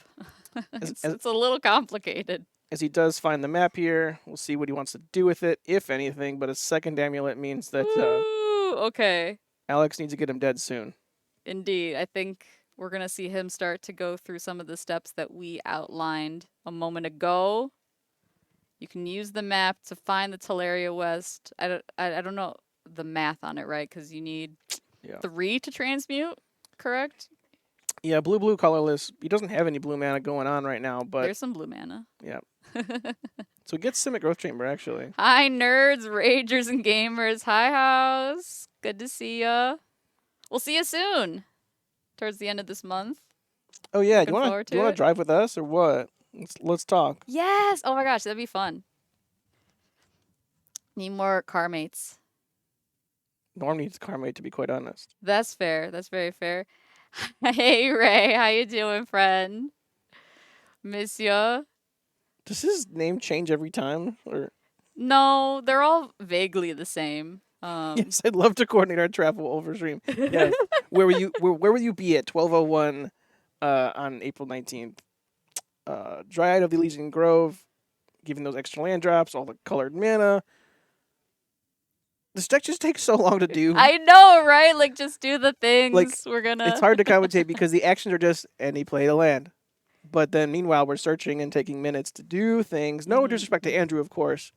But land, bounce, land, bounce. That's all I can say, right? Yeah, I'd love to talk to, now that I've done commentary for a little while, I've sort of identified some of the struggles or weaknesses that I have as a commentator. And one of them is basically when you've already talked about what a player is going to do, and then they're just doing it, and you kind of have to wait for them to finish before you can commentate, the next things that they're going to do. Yeah, it's Just like how to fill air for some of those things can be hard sometimes. I mean, you do what we're doing. You just talk about nonsense. Like it's a some people might say unfortunate part about Magic is that there's a lot of garbage time. It's not easy to watch for someone that's not interested in Magic per se. And then there are things like this where there's like nothing actually happening. Alex and Luke might as well scoop, but we don't know yet because this is a game of hidden information and variance, right? Exactly. I would like to say, as someone that does enjoy Magic, it's hard for me to watch Magic. I was having the conversation just the other day, like, when I watch Magic streamers, some of them aren't that interesting to watch, but the ones that are just make me want to play Magic. Like, why would I watch someone else play Magic when I can just do it, right? For sure. So that makes it a little hard for me to watch some Magic content. Though Yeah. I know some people are avid watchers, and there's full-time streamers that play Magic, right, that people are watching every single day. Bold of Alex to bring a Pioneer deck to Wednesday Night Modern. Well, we were talking about that. Yeah, dude. This Vein Ripper is gas in Pioneer. 3 mana, 6/5 flyer with ward. Amazing. In Modern, looks almost weak, right? Kind of emblematic of our diagnosis here. Alex went Thoughtseize into do the thing, and it wasn't good enough. Yeah. Yeah, not quite. He does have 3 mana open. I don't know what these 2 cards in his hand are. If he's got some sort of kill spell. We talked about Feed the Swarm earlier. Pretty sure, sad to say, it was Fatal Push Land. Fatal Push Land. Okay, he's taking a different line. Apparently, Mirror Pool will get this card up on the screen here. Oath of the Gatewatch Land. Gets to Does clones, something. clone spells or clone creatures, depending on the mode you choose. All right, we'll get this full text box up on the screen here for y'all at home. You can copy instant or sorcery spell you control, choose new targets, or create a token that's a copy of target creature you control. All right, so we're going to get multiple, I assume, titans here. So there's George peeking up over the card. That is Andrew's different color sleeved Prime Titan. So it's his token for when he makes the copy with Mirror Pool. Wow. He just pulled it out out of the wings. That's great. Just has the full a full another copy of the card to use as a token. Wow. Yeah, that card's cheap now, so. Yeah, still. Slayer Stronghold, do the thing. Give yada, it yada. haste. Animate the Mutavault on blocking duty. Does have trample. Yep. Bryce is diagnosed. Alex is very dead. Vein Ripper obviously will trigger from some of this blocking, but right, because we don't even get to combat damage because we're very likely gonna do some big Valakut hurt here. Right, because all these attack triggers. You get 4 lands. I have all these. Okay. Andrew, put me out my misery. Do it! Do the thing! Is backup done, by the way? Well, they're still playing. Oh, so should we like pop over for a second? That feels rude. They got another 30 seconds here, and it'll be done. Vasuva, Simic, Valakut, Mycosynth. Do a bunch of things. I have doubling amulets. I can do whatever I want. I think I need to shorten that Moobot command. It takes up the entire chat screen when it triggers. Well, we do have it pretty narrow on our screen.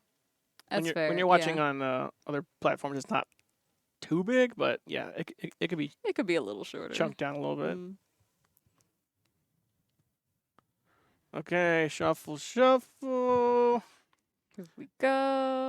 Andrew doesn't have hair anymore. That's different from when I saw him 6 years ago, 5 years ago. And Alex Luke has a lot of hair because he donates his hair once every year too. Does he? Yep.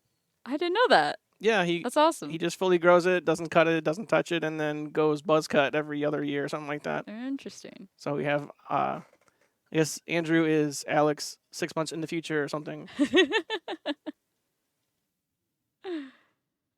Yeah, Fatal Push Cavern is what we had in the hand. So Alex just gets to stare and say, yeah, numbers, land drops, math. Is there a way I can search for foils from your guys' store? Yes. I fixed the banner. If you go to the website, the green thing right at the top, copy paste that into your search bar, and you can look at all of our foils plus all of our alt game inventory as well. NRG.tcgplayerpro.com. It's a little bit weird. I'm probably moving us off of that at some point eventually, but for now, that's where you can find the foil magic cards, all the shiny stuff. Lots of good shiny stuff. I finally got through all the stacks of cards on my desk. It was a great feeling. And now I can make new stacks to list. I was going to say, yeah, like give it 24 hours. Exactly, yeah. Go through the cycle, prep a new stack. Okay, so we're going to go for Fatal Push on Dryad. Okay. And scoop it up. Okay, it wasn't good enough, and we're going to scoop. All right. Titan player wins in 3 in round 2 of our main feature match. We're going to head into our backup match here where we've got Teamer Murktide versus Blue Zoo. Dakota was telling me a little bit about this before stream came back in. Blue Zoo was one of the first modern archetypes, you said. Well, yeah. So when Modern was first, invented by Wizards, the first Pro Tour was in Philadelphia, and it was so exciting for basically the entire community because everyone cared about competitive Magic back then. And there's still people that care about competitive Magic. I know. Anyway, the very first Modern Pro Tour was just so exciting because it was a brand new format and this opened up years and years and years of card pool for players to build with. And Wildland Cattle aggro kind of been a staple of Magic for quite a while, and they just added in a couple counter spells because as we saw from Alex Luke's game 1 was it game 2, aggro plus disruption is a winning strategy in most formats.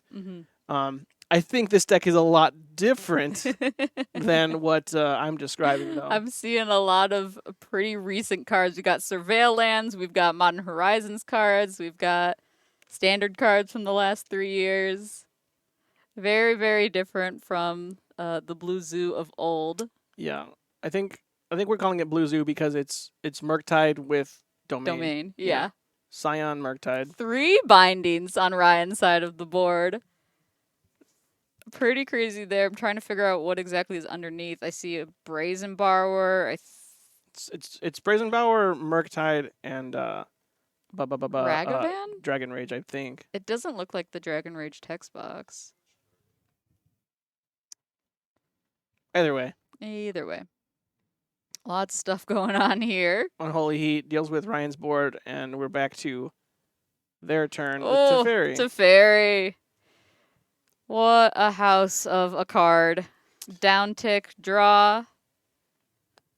31 years ago, 31. they invented Magic the Gathering. Yeah. They designed it with this concept of colors, so that there was some kind of constraints around what cards you could play. Yeah. And now mana doesn't matter. I feel like that's a... The 5-color decks played Blood Moon anyway. It's a Wild West out there. Where's there a Blood Moon? No, there's not one in play currently, but I'm saying, like, just 5-color decks rule the format and you can do whatever you want, and there's no wasteland to keep you in check. And so then I think I can figure out your feelings on Leyline of the Guild Pack then. No, I mean, I think it's fun that those kinds of things exist. I just think it's so interesting that, like, oh, I'm a Murktide deck, but I have Teferi and I pick your poison too, and like you can just do whatever you want with the fetch land mana base. Right. Pioneers were a little bit more organic in that sense. And Blake's just answering all of Ryan's threats as Ryan tries to commit to the board, and Blake says, I have an answer, I have an answer, I have an answer. Found a Scion, it looks like.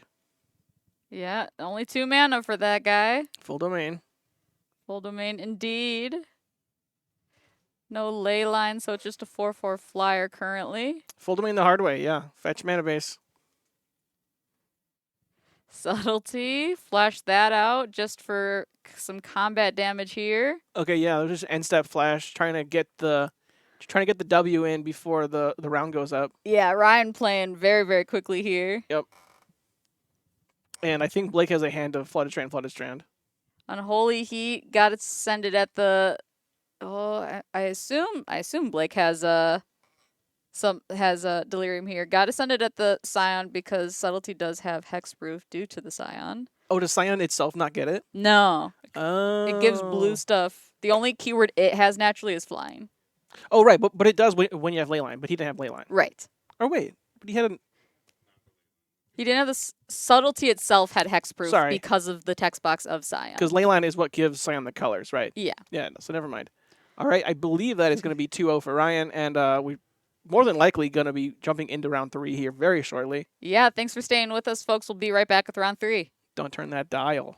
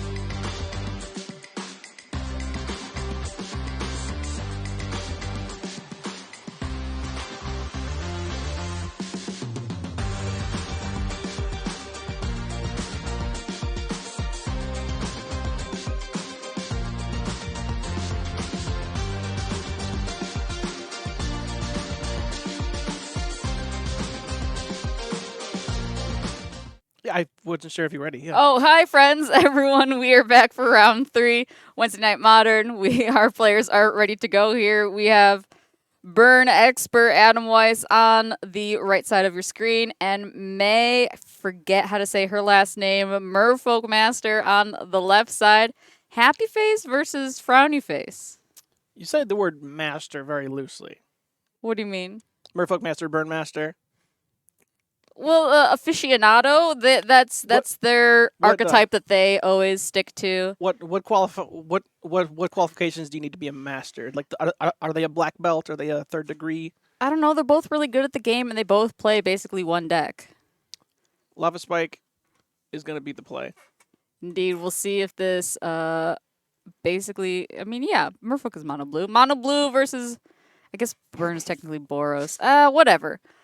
Turn 1 play for Merfolk will be an Aether Vial. Very strong start there. Got that counter for the reminder on her deck. Back on Adam's turn here. First spell will be another Lava Spike, taking her down to 14. And then a play with fire. The Adam special, taking a damage there by casting the fiery, or using the fiery eyelet. I think he's scrying a Rift Bolt there, and he keeps it on top. Indeed, back on May's turn here. One of the fun things about Burn, in my opinion, is that you kind of just, like, obviously it's just a single game plan deck, and you get to kind of map out your mana in such a way that, Rift Bolt seems like unexciting, right? But then Adam does the quick math and says, okay, Rift Bolt for 1, I have mana for Skullcrack, that's 6, put her to 6, and then I untap and Boros Charm and do something with that. And step flash out a Merfolk Trickster response. It will get Boros Charmed. It will not get Boros Charmed. Right. With May tapped out, Adam will opt to cast a Boros Charm at her face, bringing her down to 8. 3 mana on her turn will be a Sphaloon? Indeed. Yep. Aether Vial activation will bring out a Lord. Crash for 3. Adam down to 12.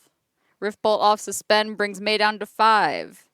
We have a Skullcrack, and we drew a burn spell. I think it's another Hot Rift. dang. It's another Rift Bolt, though, right? They go so fast. This is why we put them on the main feature, folks. We're gonna get a lot of spells very quickly here. Looking at exactly how much damage May is representing currently. Sphaloon is a including the Mutavault there is some damage too. Oh, it was Skullcrack. Okay. No. Wait, what? How does he have a... Anyway. You know what? Maybe the speed... Counting some damage there. Sheesh. Okay, so Adam was at 12, and May just had 12 damage.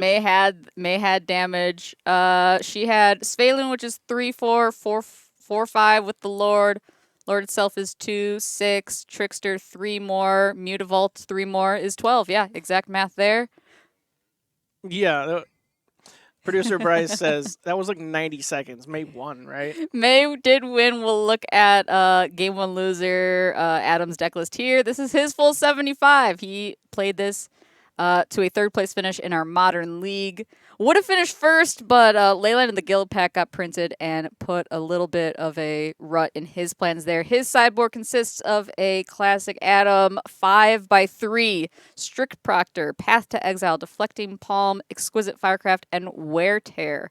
Against a Merfolk player, we are looking to play, I would say, some Path to Exiles. Creature removal seems good there. Yeah. Wear Tear can get rid of an Aether Vial, though I don't know too much about that. It's hard to say. Smash to Smithereens might be stronger there. Attacking Aether Vial decks with, attacking the Aether Vial of Aether Vial decks is kind of like always a contested subject, if you will, because you really care about the threats. But, for example, Aether Vial gave May the clock to actually beat Adam that turn, or that game, like by far. Absolutely.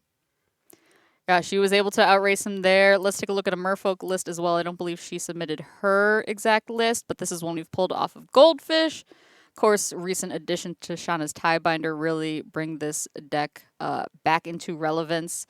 Her sideboard, or potential sideboard, might consist of Subtlety, Stern Scolding, Surgical Extraction, Force of Negation, Hibernation, Chalice of the Void, Curse Totem, and Spreading Seas. Seems like a big Chalice of the Void matchup, Agreed. as always. and then potentially some free counter spells so you can really catch the tempo and get lethal in before you die. For sure. I think this matchup is down to efficient use of mana and proper sequencing. You really gotta make sure you play your spells exactly when you need to, and not gotta anticipate what your opponent's gonna do. What's hibernation for? I don't know what hibernation does. Bounce all green creatures. It's something you see in some of these mono blue sideboards just as a way to deal with like the green creature decks. Like rhinos. Yeah, rhinos. Obviously rhinos, but also just like into a leyline deck, it bounces their whole board. Mm-hmm. Bounces your board too, but yeah. Bounces your board too? Isn't it all green creatures? And doesn't leyline hit the whole board or just No. Oh, leyline's just one sided. Oh yeah. Got it. Oh yeah. May taking a mulligan here. Adam will be on the play for game 2. Hibernation is green permanence. There we go. All green permanents to their owner's hands. Some Merfolk lists splash green. Maze does not. She's on a strict mono blue plan. I see an Aether Vial. That's usually a good start. Adam's hand, I see some burn spells. Also a good start there. Yeah, we have this feature match is basically that it's like one of those dual decks, right? Just like I'm a Merfolk deck, I'm a Lightning Bolt deck, and 1, 2, 3 ABC. May gonna be shuffling down to 5. One of those things where a dedicated plan deck like Burn, you kind of need the right hand to be able to consider keeping. I'm trying to think what there's like. No, Elves versus Inventors isn't quite. It's basically it because it's like a kindred deck versus spells deck. There's a dual deck called Merfolk versus Goblins, but Oh, for sure, that's probably the closer one. Thank you. I was thinking Fire and Ice, but that's like an anthology, a premium deck series. Premium deck series, Fire and Lightning. Yeah. Fire Lightning. Fire and Lightning. Oh, Fire and Ice is the Modern Horizons card. Excuse me. Yep. Any guesses how long this game's gonna last? My guess is 58 seconds. We don't have live split on this computer. Unfortunately, we will get things started with a Swift Spear entering tapped as it do. And we will begin with a Cavern. I gotta stop. Oh, look at her. She's got her labels ready. Turn 1, Aether Vial. Cavern naming Merfolk. Beautiful expedition signed Cavernosols from May there. Riftbolt suspend. Another swing with the Swift Spear down to 18. I have a stopwatch going for you, Ray. Don't worry. And a pass back. Cannot flash out a Trickster with this mana, but we can flash out a Hex Catcher, so that might be the plan there. No blue mana, so no counter magic up. On Adam's turn now. 15 is May's life total prowess trigger will be 2 more from the Swift Spear. Cat in chat says, I'm glad Pioneer's next RCQ season. That reminded me during the last ad read, Aviva, you're gonna, I know there was talks about adjusting our FNM format as the RCQs go. Is that something you guys are gonna be doing, or? I'm thinking about doing it. I feel like Standard is growing in popularity. There's a lot of people that have expressed interest in maintaining it, and there's also people that have expressed interest in changing it. So I haven't quite decided what to do yet. Personally, I want it to stay Standard because I like Standard, but of course, there's many more people to consider besides myself. Let's get back to the game here, though. We're going very quickly. May down to 9 at this point with a Lava Spikes cast at her face there. Finally found some blue mana with her Otawara. Adam at a very healthy 19 at this point. Aether Vial at 2 as well. Swift Spear. Ooh, flashed the wrong Merfolk there. I've definitely been there. Before combat, we'll tap down and remove the abilities of the Swift Spear with the Merfolk Trickster. Searing Blaze will clean up that Trickster and some more of May's life total there. Activate that Vial, put the Lord out. Responses from Adam. Pretty much feeling the hurt of the Mold of 5 here. Sheesh, another Searing Blaze. All right, down to 3. Top deck mode is a land. You can animate a Mutavault. Adam gets to draw a card, though. We'll see what it is here. It's a Skewer. That is exact damage there. Of course, May plays counter spells, so but we'll just make her have it, and she does not. All right, 2.5 minutes is the time for that game. A little bit off there, Ray, but not too far off. Another quick game there will bring us to a game 3 with each of our players taking one down. I appreciate that Adam's wearing a little maroon hoodie and May's wearing a navy hoodie. It's cute, yeah. I was saying it earlier. George is rocking green for the Yawgmoth deck. Hausler says, "What a slog." What a slog. Anyone on 4-color or creativity? No, Isaac isn't here, and Dom's playing Gorios, so not quite. Oh, May took game 1 very quickly. I'm like, why are we switching over? What's going on? We're just watching this. They're going to game 3. They are going to game 3. Get some quick shuffles here. Doesn't look like there was any sideboarding on the play versus the draw. They're so bored with their own matchup. They're just chatting with the neighbors next door. Exactly. I think both these decks are very strong, and I consistently see them in like the bottom half of the bottom tier on tier lists. Oh, I see. There's a judge call happening in the backup match. That's what they're giggling about over there. Surprise! George doesn't know how Yawgmoth works. We'll see. All right, first 7's here. Adam's got a 1-lander. A Horizon Land 1-lander is Wait, George is on Yogg? Yeah, you missed the earlier match. It's not league play anymore, man. He can play stuff risk free. I guess you still risk your entry, but Adam decides to take a mulligan down to 6. As you mentioned, there was just the Horizon Land, which potentially good enough in certain matchups, and certain hand textures, but against the aggro deck, it's going to be kind of scary. Hand textures? Hand texture meaning like what contents are in the hand. Does he have a color specific hand, or does he have a fast hand, etc.? Interesting. I've never heard that phrase before.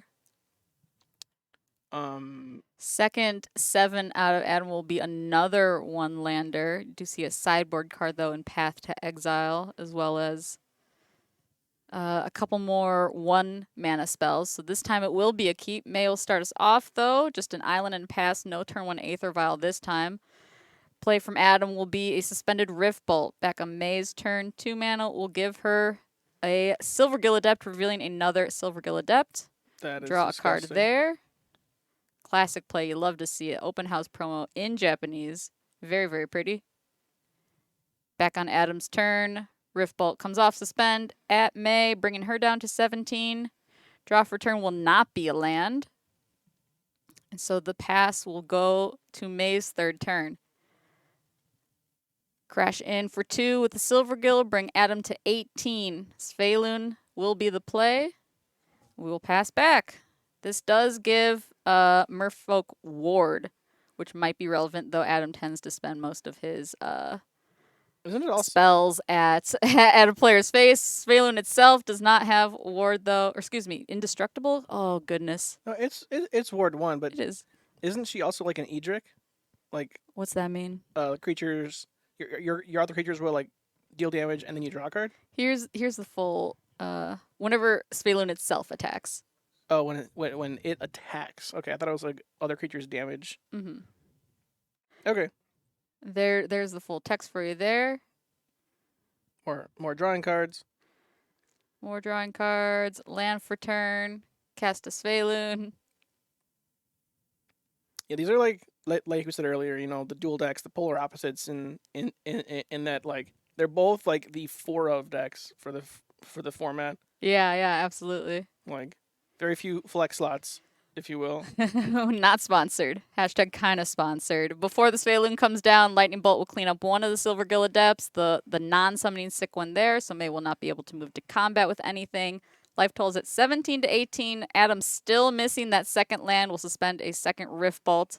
With May at a full 5, has not missed a single land drop. Swinging trigger, Svelun will draw a card. Adam down to 13. Pay 2 mana to play another Silvergill, revealing a Trickster this time. Land for turn will be a second Mutavault. Adam looks Adam, disgusted. Adam, not happy with how this game's going. He's just shrugging at all these silver It's kills. like, bolt, bolt the opponent, I think is what you gotta do. All right. Bolt will instead go at one of the silver girls, paying for the ward. Did find the land. A fetch off the top. Casting a Hex Catcher. Adam will respond by fetching. Down to 12 now. Yeah, spending his landfall here just to pad the life total a little bit. Doesn't get to actually Searing Blaze anytime soon. Mm-mm. Adam's hand is pretty sick on paper. Quite a statement there. Bolt went. Yeah, just Lord. Lord, You have nothing animate, to say. swing. All right. Adam falls to the merfolk player herself, May, in 3 games there. She will advance to 2-1, and he will fall to 1-2. We'll head into our backup match here and see what is going on there. Yeah, they're probably still shuffling for game 1. Oh, goodness. We do look like we're still in game 1 here. We have Andrew back with Titan and Ryan on Blue Zoo. Ryan didn't get too much limelight last round, so he's here this time to play a little bit more. Looks like we have a Charizard on the field. Mm-hmm. It's a Saga token. Thank you very much. Construct. It's a Construct. It is Ryan Reynolds. He's back. I think he's on break from whatever movie he's currently in production with. He's got a Sign of Draco, and he's playing Blue Zoo. I just signed up for his phone plan, too. Wait. Oh, he's like, it's like Cricket, right? No, he owns Mint Mobile. Oh, Mint Mobile. Wait. Mint Mobile? Oh, that's what it is. It was a different green company. How Crickets is are green. whatever Titan is doing is okay, but Violent Outburst isn't? I think. Couldn't agree more, Hinahara. Yeah. I think it's because Rhinos is easier to play. I think that's like literally what it is. Yeah, we don't know exactly what WotC takes into account, also all those specific metrics, but deck representation is definitely something that some of the community clamors about quite a bit. Absolutely, yeah. With the inclusion of Leyline, just the number of different Rhinos decks that you could play skyrocketed. There were like at the RC right after Leyline got printed, Rainbow Rhinos, Teamer Rhinos, like Trans Rhinos, I think. There's the transformational sideboard. They called it Trans Rhinos. With the domain like Kavu package in the sideboard. Right. Yeah. Anyway. I mean, if a deck was 90% win rate against the field, but only 0.1% of people played it, I don't even think they would care. I mean, that would never happen, obviously, because if a deck was not 90%, more people would play it. Would play it. But my point being that, like, as long as it's not like 6 of every top 8, people aren't gonna cry about it, right? Right. Like, because Bryce is in the booth producing, we have no Amulet players in our local meta at all. Andrew is the first Titan player we've had in a long time, even though it's one of the top decks in the format. Yeah, there's like one other that I can think of that comes around too often. And it's not that... Are you thinking of Reed? Do you count Reed? Reed doesn't play Amulet. He just plays like Titan Shift, like the Scape Shift decks. Mm-hmm. But yeah, I mean, I don't know. I wouldn't say it's broken. It gets to do broken stuff, but right. at the end of the day, it's just kind of like a big mana, do things that aren't fair, and have powerful cards like the Wonder Ring because you can just play that. Right. Titan's not banned because I sleeved it up in 2017 and tanked its win rates. You're welcome. Thank you, House. People's champ. It still feels bad that it killed Living End, basically. Yes, Living End did catch some strays with the Violent Outburst ban. And with the Goryo's deck being popular as well, with more people bringing in Graveyard Hate, that makes playing Living End really, really difficult at this point in time. The one Living End player that I know, Zoe Ruderman, has pivoted off of it. I don't know any other Living End players, I'll be honest. I don't think it's too popular anymore. Yeah, I think, for example, Living End is a fine deck to exist, but I think a lot of players don't enjoy being across the table from it in general. Mm-hmm. I mean, that's just kind of my assessment. I don't know if, like, how accurate that data is, but you know what I mean? Living End being dead is positive EV. We're just talking about the modern metagame because Titan's not fun to talk about. Titan's doing Titan things. Andrew has 2 Karnstrucks out, an Arboreal Grazer Expedition map, and 2 different arts of Amulet of Vigor. Ryan has a Territorial Kavu and a Dream. If Andrew gets Venusaur in play, he just wins, right? Right? Yeah, it's like Exodia. Exodia. 100%. Longtime Living End paper player, and to be honest, because it was cheaper to build, now I have to pivot as well. There's a lot of 25-cent cyclers in that deck. Right? Striped River Winder. Curator of Mysteries. Yeah. I don't even know if Curator stopped playing anymore, but maybe it did. I think so. That one sounds familiar to me. For sure. More expedition mapping, more searching the library, more shuffling. He's going to get an Otawara. Okay. Seemingly to deal with a Territorial Kavu. Yeah, just bounce it and swing. Because the Karnstrucks aren't big enough. Oh, no. He's got 4. They're 4/4s. Gotcha. Waiting for the day they ban Urza's tower. Are you still losing to Tron, Mike? You haven't seen Tron in a minute. I think that's one of the ones kind of somewhat where we were alluding earlier, which is like no one likes playing against Tron, but it's really never more than like 5% of the metagame nowadays, at least. Right, yeah. I've been losing to Tron since I've been playing Magic, basically, but... And then the other side of the argument, though, is that like that's worse because if Tron's 15% of the metagame, you like at least try to board against it, but then you hate not preparing for it because it's bad, and then you just like have 0 chance. But that's Magic, right? Yep. Otawara will bounce the Kavu here. Yep. Swinging for lethal will bring the game down in Andrew's favor. I believe that was game 1, correct? Yep. All right, we'll go to sideboards here and take a look at deck lists. As you mentioned, the constructs were big enough, but Andrew went for the Otawara just to make sure there was no bounce spells or counter spells over on, or even Unholy Heats over on Ryan's side. Just in case, we'll take a look at an amulet list here. This is not Andrew's full 76. He did not submit, but we have grabbed one off of MTG Goldfish.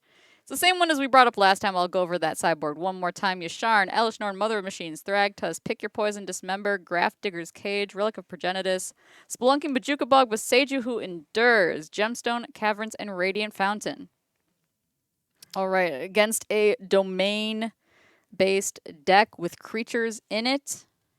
Am I just missing something about this list, or like there are just no caverns? There has to be at least a cavern in these decks nowadays, right?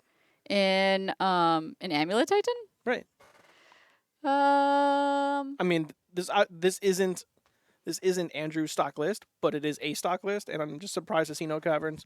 Only thinking about that in the face of the matchup being a blue counterspell deck, you know. Bryce, do you have any comments on the missing caverns in the list? Do you run caverns? Crumbly's Vestige, yeah. Yeah, okay. Bryce says he runs caverns. He does not run Crumbling Vestige. Yeah, against Kavus and Scions. Hear me out.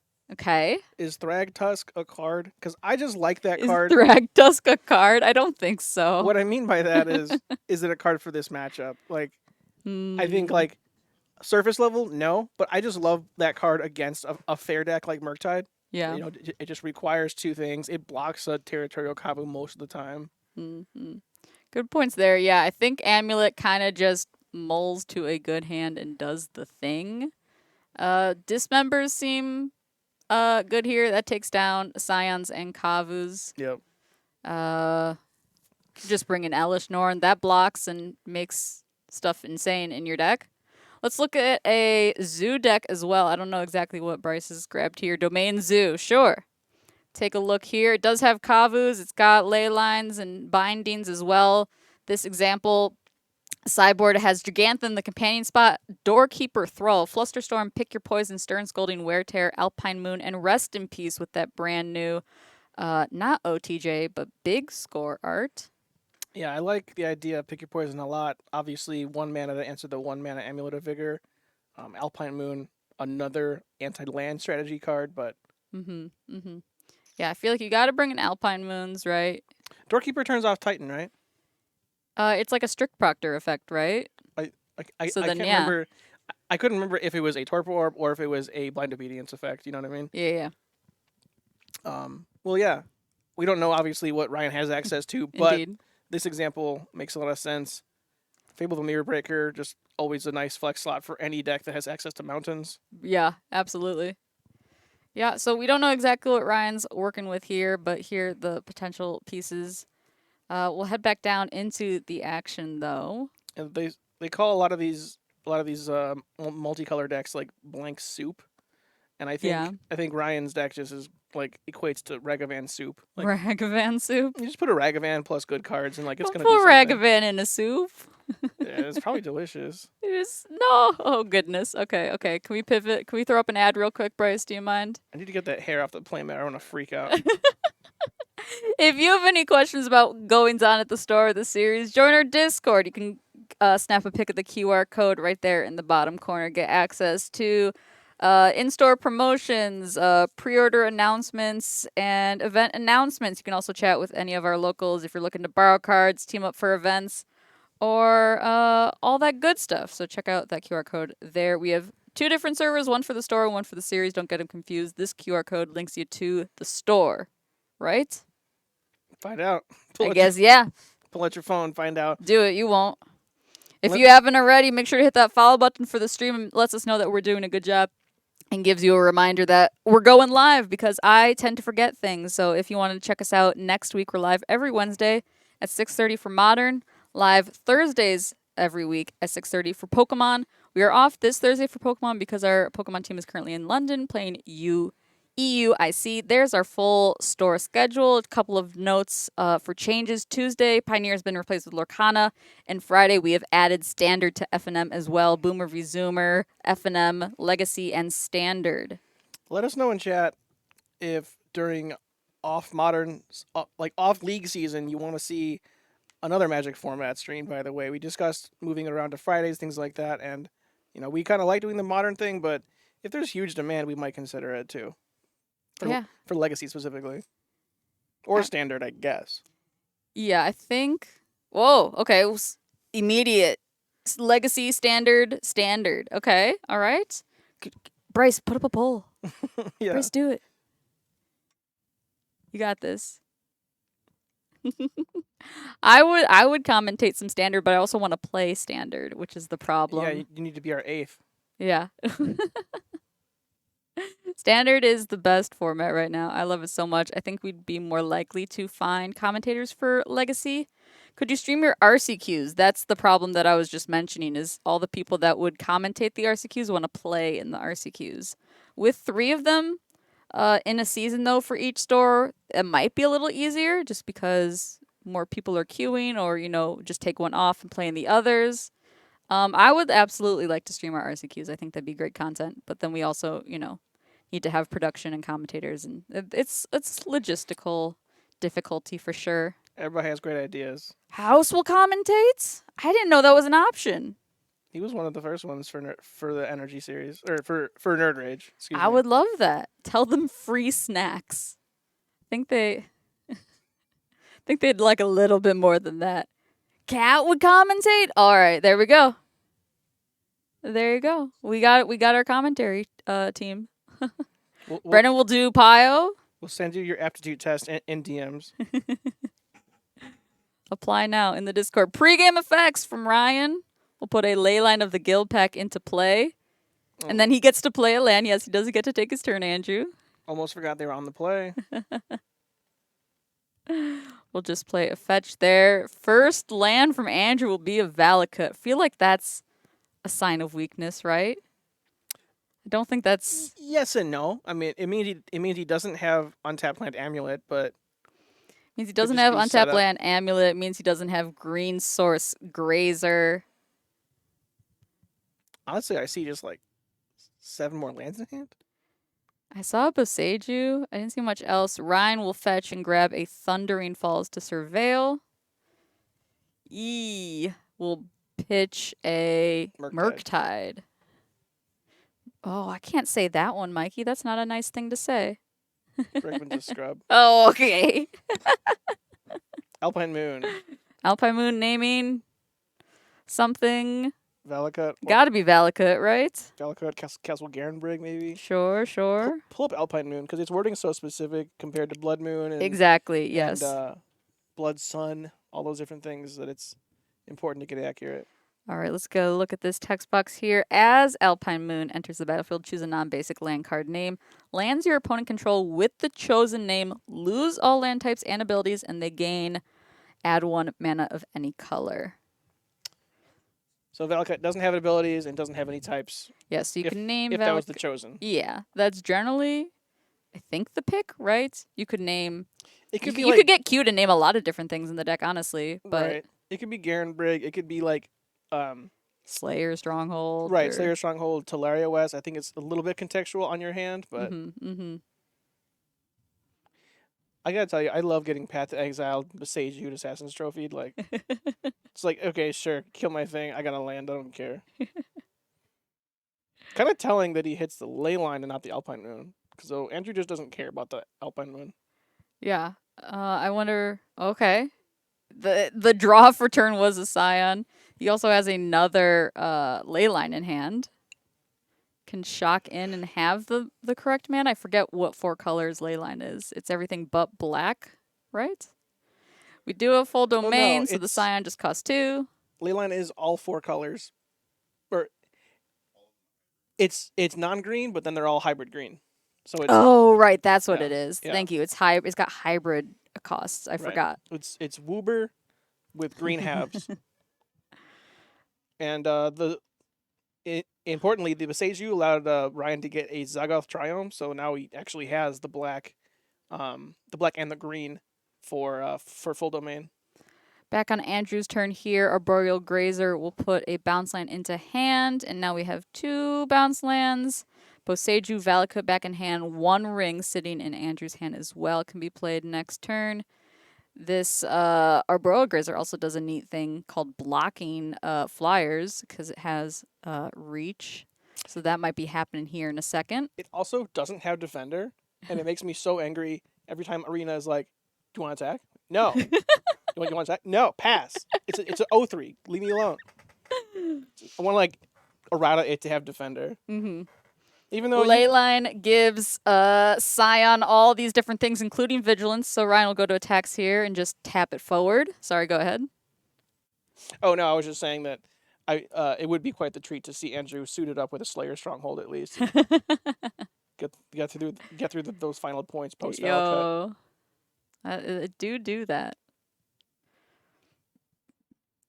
And Andrew just needs to find a pick your poison to deal with this threat, and Ryan has not much left in hand. Not much, just 2 cards now. Ryan up to 21, by the way, gaining that life off of the Scion's combat. And then the One Ring, the best bridge card ever printed. Can't...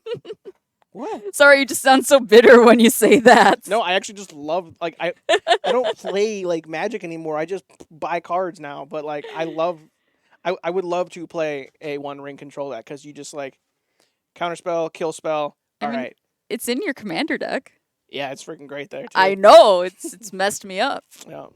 But, yeah, I mean, it's just such, like, you know, like, when you're playing control decks, or, I mean, obviously, in this case, as we have a judge call, we'll take some time to chat about what's going on here. Okay, yeah. Okay, so I think it was Leyline in response to activation, in which case you don't draw a card because you never put the burden counter on it. Is that how it works? Correct. Got it. So Andrew was a little bit confused about how that works, and we explained it to him, and there is no draw. But yeah, it's just the best card when you're playing. Ooh, Give it back. Third copy of Beseiju, or no, not third copy. He picked it up with the bounce land. Wait, no shot. The ring is legal in Commander. I don't think now's the time to talk about the Commander ban list. Why not? Because Titan's on camera? Isn't Primetime banned in Commander? Sure is. Yeah. The ring is very legal in Commander, yeah. Yeah, no, there's a lot of fun things that are and are not banned in Commander, and people have very strong opinions about it, and I don't know enough to talk about it, so I'm not gonna. Andrew's hand is Vesuva, I think Double Summoner's Pact, and something else.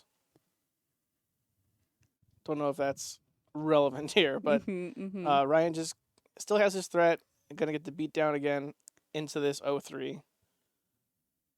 After, of course, casting a huge blue dragon. Sure, delve stuff away. It's got hexproof now. Gets to actually draw his card this time. No Leyline Binding from Ryan. Heard that farewell card is pretty good in Commander. Yeah, I heard that too. I cast a farewell against a table at MagicCon Chicago, and people got mad. They got really mad at you. I remember you like posting about it. I got mad that they got mad. Like, cry more. I cast a Wrath of God. Like, anyway. But it exiles. And hits graveyards and hits enchantments. I get it, but like, I'm sorry. You're right. I should just let you kill me. I just get mad when Bryce casts farewell against me because it doesn't look like a farewell. It's just got this dopey freaking Fallout Boy on it. I'm just like, what is that Is card? it altered? Oh, it's from, No, it's from Fallout. It's from Fallout. Yeah. Amulet of Vigor now in play thanks to the digging of the One Ring. Oh, that message went by so fast. Did we act as though Andrew had protection again, from the ring? I don't know. A chatter said it. I think we're fine. Yeah. Anyway, like when it came back out from under the ley line. Okay. Oh. Yeah, it's Vault Boy. I know it's Vault Boy, and he looked dopey as heck on my Magic card. Okay. Dopey as heck. I'm trying to stay as professional as possible here. Excuse my old timey words. Dag Not Fallout Boy. That's a band. Alright, this ain't a scene. This ain't a scene. All right. Bryce, We're goofing. We're Bryce. having a good time. We're waiting for Amulet to do its thing. Blue Zoo has let's Dakota pop quiz. Bet. What are all the cute? Okay. Did you say no? I said bet. Oh, you said bet. Okay. What are all the keywords that Scion grants? Probably indestructible. No. Nope. Hex. Yeah, no. The white is lifelink. Blue is hexproof. Green is probably trample. Red. Right. Red is. It couldn't be haste. That's too good. Okay. Maybe it's haste. And what is black? Death touch. First strike. First strike is red, I believe. First strike is red. Here we go. So it has first strike death touch. It is black death touch. Black is lifelink.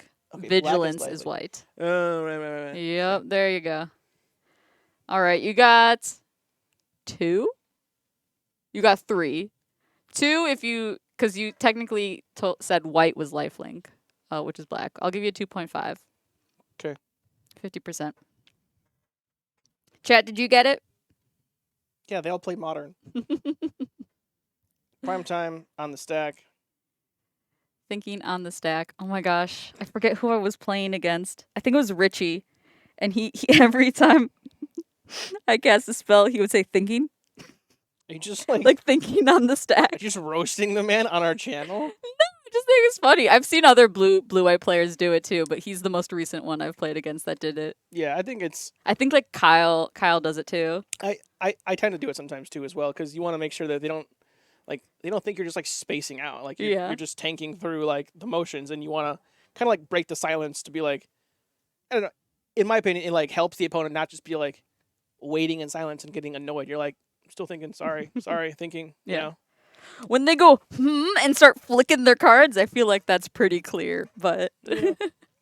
I mean, for the real boomers who played Magic Workstation in 2010. They played what? Magic Workstation. What is that? It's just a third party, play Magic with like no art on your cards and just, play Magic for free online back in 2010 for practicing and testing and whatever. I see. MWS. Of course Brendan knows. Brendan Spear gets it, yeah. Yeah, you have to, actually, when you make a new account for that software now, you have to send in a DNA sample with your gray hair specifically. But that they had like some preset chat options. You could say like, "Hi there, good luck," and then one of them was just thinking. Oh, And that's part of where I got it from. You would just like because you're in like a a chat room with somebody just playing Magic with pixels, and like Mm-hmm. there's they don't know if you like DC'd or not as you're just Yeah, like yeah. sitting there waiting. So you would just press thinking like, hey, I'm still here. I'm just thinking. Hmm. I think Arena also lets it changes one of like the presets to thinking when there's a spell on the stack, I believe. Oh really? I like I that. think that's a thing that happens, yeah. So Richie's not a boomer. He's an arena zoomer. I doubt it, but yeah. Anyway, we're all having a good time here. Chats drinking on a Wednesday. We're waiting for Titan to Titan and do their thing. Andrew does have Catherine, by the way, notably, and just trying to do stuff. Picking up my library, manipulating the orientation of my lands, and somehow my opponent dies. Dot deck. There's the Venusaur from earlier. Oh, come on. That one's so pretty too. I love the full arts. Yeah, I've become a sucker for collecting pretty art Pokemon cards. Just like casually. Like this cheap stuff that I like, oh, this is pretty. Well, that's the nice thing about Pokemon, right? Is there's like these beautiful alt arts that are like $5. Or $1. Yeah. Yeah, like not even $5. Right. I'll do a Pokemon buy at the store. I'll be like, oh, this is sick, and it's like 30 cents. I'm like, oh, all right, into the bulk pile you go. Scion of Draco. Draco has multiple Scions. They are not legendary. Double trample, double lifelink. Eh. First strike becomes double strike. Yeah, before they codified lifelink, that would work, right? Mm-hmm. How it used to be just not an ability, right? What do you Andrew's mean? gonna. Oh well, so like old cards that like had lifelink before lifelink was an actual keyword. Mm-hmm. Some of them, some cards had text that just said like, when this creature deals damage, you gain that much life. Mm-hmm. Which is how lifelink works. But it was like just text, and it was a triggered ability. So like if you put two spirit links, You and Brendan are like literally the same person, man. I'm- He said it right as you said I'm it. going home. So yeah, if you put like two spirit links on your creature, you would gain twice the life because it didn't have lifelink. It had when it deals damage, gain life twice. You know what I mean? Oh. So two Scions don't have that ability, but if it was 1997, they might. Very cool. That's the year I was born. Gross. Is out of my own curiosity, is Scion a dragon? It has to be, right? Like the type. Gotta be, yeah. I Hel- think it help me says out, it. Bryce. It's very small right now. He's just nodding and like not. Oh, okay. There it does. Yes, it do. I'm just wondering if we can just rename the deck to 5C Dragons. 5C dragons. Oh, cause Murktide. Right. Yeah. Oh, someone in chat just flipped it up for me. Thanks so much. There you go. It is an artifact creature dragon. Right. We've got a little bit more stuff going on. We're never featuring Titan again. I know. Bryce is crying over there. Write down my mana. Mhm. Tank. Pick up my deck. Tank. Search my library. Tank. Play a land. Bounce a land. Tank. Whoa. And again, Grazer. 0 slight on Andrew. It's just not It's not feature friendly. feature friendly. Coverage friendly. I think there are definitely matchups in board states where it definitely can be. It can be very tense. Like you need to find the line this turn or else you're dead. Things like that, which is kind of where we are right now. Mm-hmm. But at the same time, I mean, Andrew's spinning his wheels. He has to find it, and I think it's hard for him not to. Right. But again, I don't know this deck is as good as someone Exactly. else I might. feel like it's also partly on us because we don't know all the lines, so we can't be talking through all his potential plays right now. It's close. If we had full hand info too, that might Mhm. change a little bit. But For sure. I can talk about the sleeves he's got.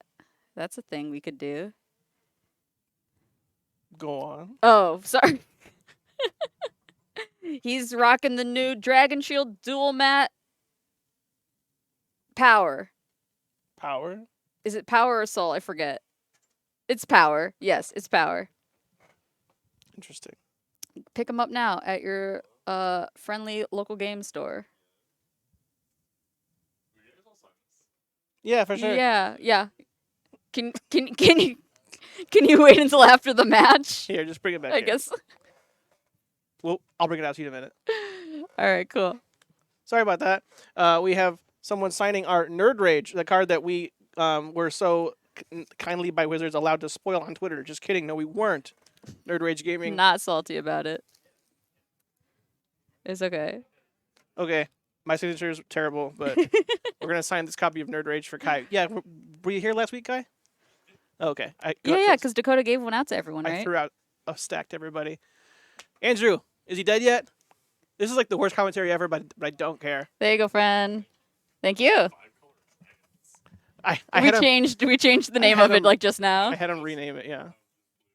Yeah. Summoner's Okay, Pact. finally Summoner's Pact. Let's find some action. There is a Dryad in play as well. Get another Dryad. No. You put it to the front! Ah! Wait. Because you get a land drop? Because he just needs the land drop and he already has the Titan? Copy Valakut. Oh, it was just copy Valakut lethal. Okay, gotcha. He had a bolt. Oh, so close. Close. I missed that Ryan had already been Valakutted several times. All right. Andrew advances to 3-0 on the night. First time playing Titan and first time playing Magic in about 2 years. Yeah. So pretty outstanding performance there. That will wrap up our round 3 features, folks. Stay tuned for round 4. Don't go anywhere.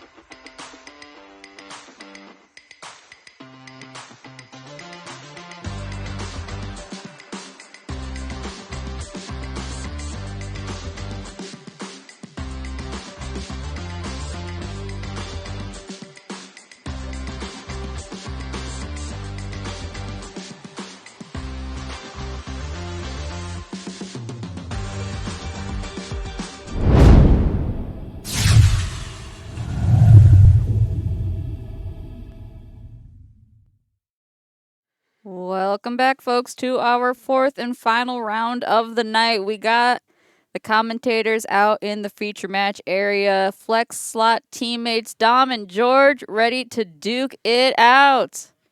There's another flex slot teammate there, right? I'm pretty sure that's I can't remember Eric. if Eric is on the team, but you know, they're all homies. Great people. The flex slot team. I think you have to play more than Legacy to be on the team. You have to play more than Legacy. That's very fair. Anyway, moving you're on on. our team, but you don't play tournaments with us. So. Honorary member. George Jabor, I know, surprise to all that didn't catch the match earlier, is not playing blue or white today. He's playing green and black and Yawgmoth. And Dominic will get us started off here. It's actually playing the opposite of his normal deck. Instead of blue-white, he's playing black, green, and then red also in the form of a single Magus of the Moon. Yeah, he's colorblind. All right, we'll get started up here. Dom was on stream earlier as well, playing that Goryo Reanimator deck that people are so fond of nowadays, with a lot of Surveil lands. George's first turn was a Delighted Halfling. Help him accelerate there. He did mention that he forgot he bought a Rex Sage and then forgot to put it in the deck. Yeah, so a few rounds ago we saw we tuned into the backup feature match where George was in the very end of game 2, facing lethal or nearly lethal. George corded for 4, searched his library and scooped. Coming out to the front of the room or the front of the building earlier, I found out from George that they bought a Rex Sage at the beginning of this tournament and put it in their pocket, and just didn't actually put it in their deck box. What kind of psychopath buys a card and puts it in their pocket? Like his jacket pocket. Like that's loose, that's insane. I guess. I've done that before. That's how I bent a foil Dranith Magistrate. Seems bad. Yeah. Rex Sage is a little bit cheaper than that. A little bit. But yeah, so George, it's just Wednesday Night Modern. It's pretty loose. No one's going to actually care if George is like, oh, wait, this card's supposed to be my board. No one would have minded, but George just wanted to keep everything on the up and up and say, yeah, I already have 15 cards in my sideboard in my deck box. I can't just, slot this in and have this 16th card, essentially. So had to not have access to Rex Sage, and it kind of cost him a round earlier tonight. It did indeed. He's doing all right, though, for a guy that doesn't play a lot of creatures. Playing a very creature-based deck here. He's currently 2-1. Got a couple creatures on the board here, and a Wall of Roots and a Delighted Halfling, as well as this Agatha's Soul Cauldron, which will do him some good eventually. Dom's Graveyard. 4 fetch lands. 4 fetch lands. No reanimation targets as of yet. Make it 5. Make it 5. We'll see a Tainted Indulgence, perhaps. Put something into the bin there. I'm sure, Mikey. I know it's very surprising to see Dom with the draw here. He was playing against Hammer last round and went to time. Inahara asked in chat, we're not going to see Amulet try and get 4-0. The answer is hell no. So sorry. I'm so sorry. We will not be featuring Amulet for a third time tonight. Everyone calls Modern this race car format. It's too fast. Everything's too good. But apparently you get to just start the first 3 turns with tap land, tap land, tap land. If you're Dom Striker. Yep. Just for fun, George will exile the Flooded Strand with an Agatha's Soul Cauldron. And does that actually... It only gets the abilities of creatures, right? Yeah, but you can exile anything. Right, yeah. You can use it as hate, but, the Wall of Roots can't sacrifice itself right now and get an island, right? That'd be sick. Oh, George eagerly waiting to point out the shoulder trigger there. Pretty good board state he's got going on currently. Dom hasn't done too much yet, but here he'll start going. Pitch an Atraxa to evoke a Solitude targeting the Sheoldred, and then we'll proceed to ephemerate the Solitude and keep it around for a bit. George will rise to 22 off the resolution of the Solitude there. Now has a lifelinker to deal with. Yawgmoth just having this incidental, reanimator hate's kind of sweet, though. Ooh, come on, George. Get a Grizzlebrand under that cauldron. That'd be something. Yeah. I think Dom is going to desperately try to keep a Grizzlebrand out of a yard unless he has access to the Gorios to respond to the Mhm. Agatha Soul Cauldron. It might be some Yeah. kind of game of chicken here. I was about to say we might have to see who blinks first if that happens. Perhaps that's why Dom hasn't immediately pitched creatures into the bin here because of this Agatha's Well, yeah, you don't want to Soul just Cauldron. Don't just want to give your opponent free stuff. usually looting effects allow you to either filter your cards or actually generate some value out of the graveyard. And it's not great if you get to just throw them there to get immediately removed and you don't have access to that resource. But George will untap, and didn't get a good look at his hand. I say Takanuma possibly, and then just a couple other cards. So both players on moderately low resources. Excuse Yeah, me. I don't know if you've noticed this with George on feature, but he plays with his cards like very upright, Sure. and it's generally pretty hard to see his cards when he plays. We'll play Yawgmoth proper here, namesake card of the deck. The Thran Physician himself will use some -1/-1 counters to shrink this Solitude, losing his Delighted Halfling in the process and drawing a card. And then potentially finish it off so that there's no more ephemerate shenanigans. Basically, spending 2 mana dorks to save Yawgmoth. And there it goes, drawing another card. I think I see a Young Wolf, a Takanuma. Float mana off the Iggy to play a new Delighted Halfling before pitching it to the Yogg. Takanuma is land for turn. And we've got an open Soul's Cauldron, Agatha's Soul Cauldron to put stuff into. Take back the Delighted Halfling play and use the mana. Oh. Apologies, folks at home. This is George's first time playing the deck. Put the Hobbit into play. Don't tap the Cauldron, I think is the correct play. Hold it up forever. You don't need it. You don't need it. Prismatic Ending, I think the draw for Dom here is going to take care of the Huge. Cauldron. Seems pretty great. He has a Gorios and an Atraxa in hand as well. Don't know if there's any discard outlets lying in wait. It would be 2 mana to pending that, and then... Yeah, I gotta eat the... Oh, I don't know. Maybe you just want to eat the... Because Gorios doesn't even hit Solitude, so maybe you want to eat one of your own things there. I guess it doesn't matter because you're losing the Cauldron, so what am I talking about? Never mind. Yeah, I think it's just hypothetically, for like if there's a delve spell or a delirium spell. He's got another Cauldron. Or I guess even tainted indulgence. You know what I mean? There it is. Well spotted, Casey. Getting rid of the solitude takes away a card for the tainted indulgence clause. You know what I mean? Second play for turn will be a Grist, mill over a land, get an insect. I believe the green counter on Yogg is the +1 from the Cauldron. The old Cauldron. And I think we can start swinging here. Do it. Dom looks stressed. He does. He do indeed. He's probably stressed out because he's not presenting his lands in such a way that the little flourishing sparkle That would is stress. lined up. That would stress me out too. Any discard outlet just turns off this Cauldron at least. Not quite sure what you mean by that. Any discard outlet. Philology Archaeologist will be the play for Dominic, milling over a few cards there. Including Touch the Spirit Realm, another ephemerate / Oblivion Ring card. It is a one of in the deck, notably.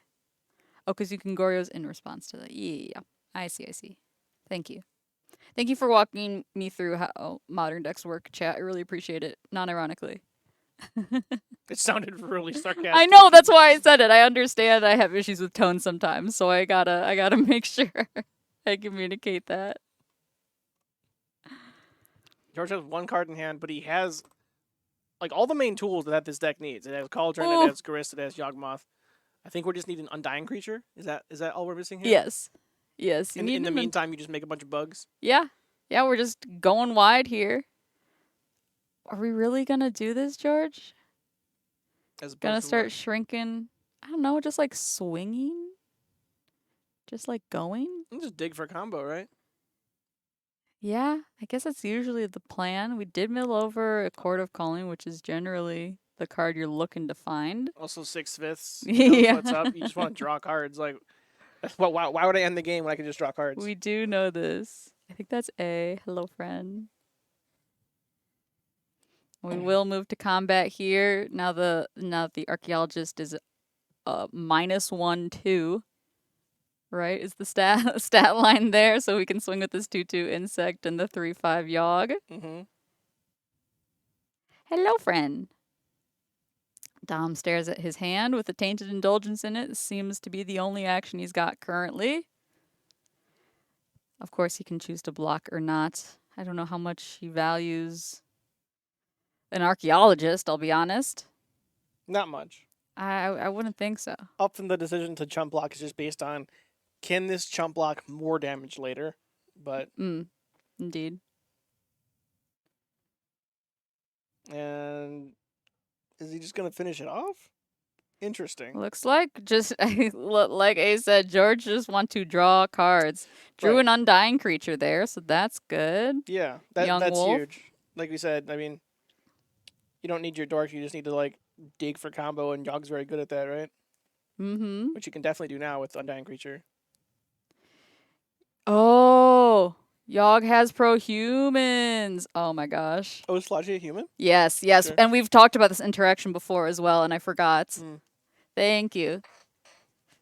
Oh, Yeah. I know that name. I remember when Yogg was first printed in Modern Horizons 1, and humans was like a real deck back then. And everyone's like, oh my god, get wrecked, humans. And it was like, it didn't matter. That deck just fell off Wasn't for other reasons. Yeah. Yogg is pro himself. Yogg is ascended. Yogg works for the other side now. The baddies. Fulminator Mage? Okay. Just like, That just blows up a land, right? I don't know anything. I don't want to cord for anything fun. I'm just gonna blow up your land. George going for the content tutor. And then you can cauldron your Cauldron the Fulminator. Oh, okay. Cauldron Fulminator Oh, and right. sack your creatures Oh. to blow up all of Dom's lands.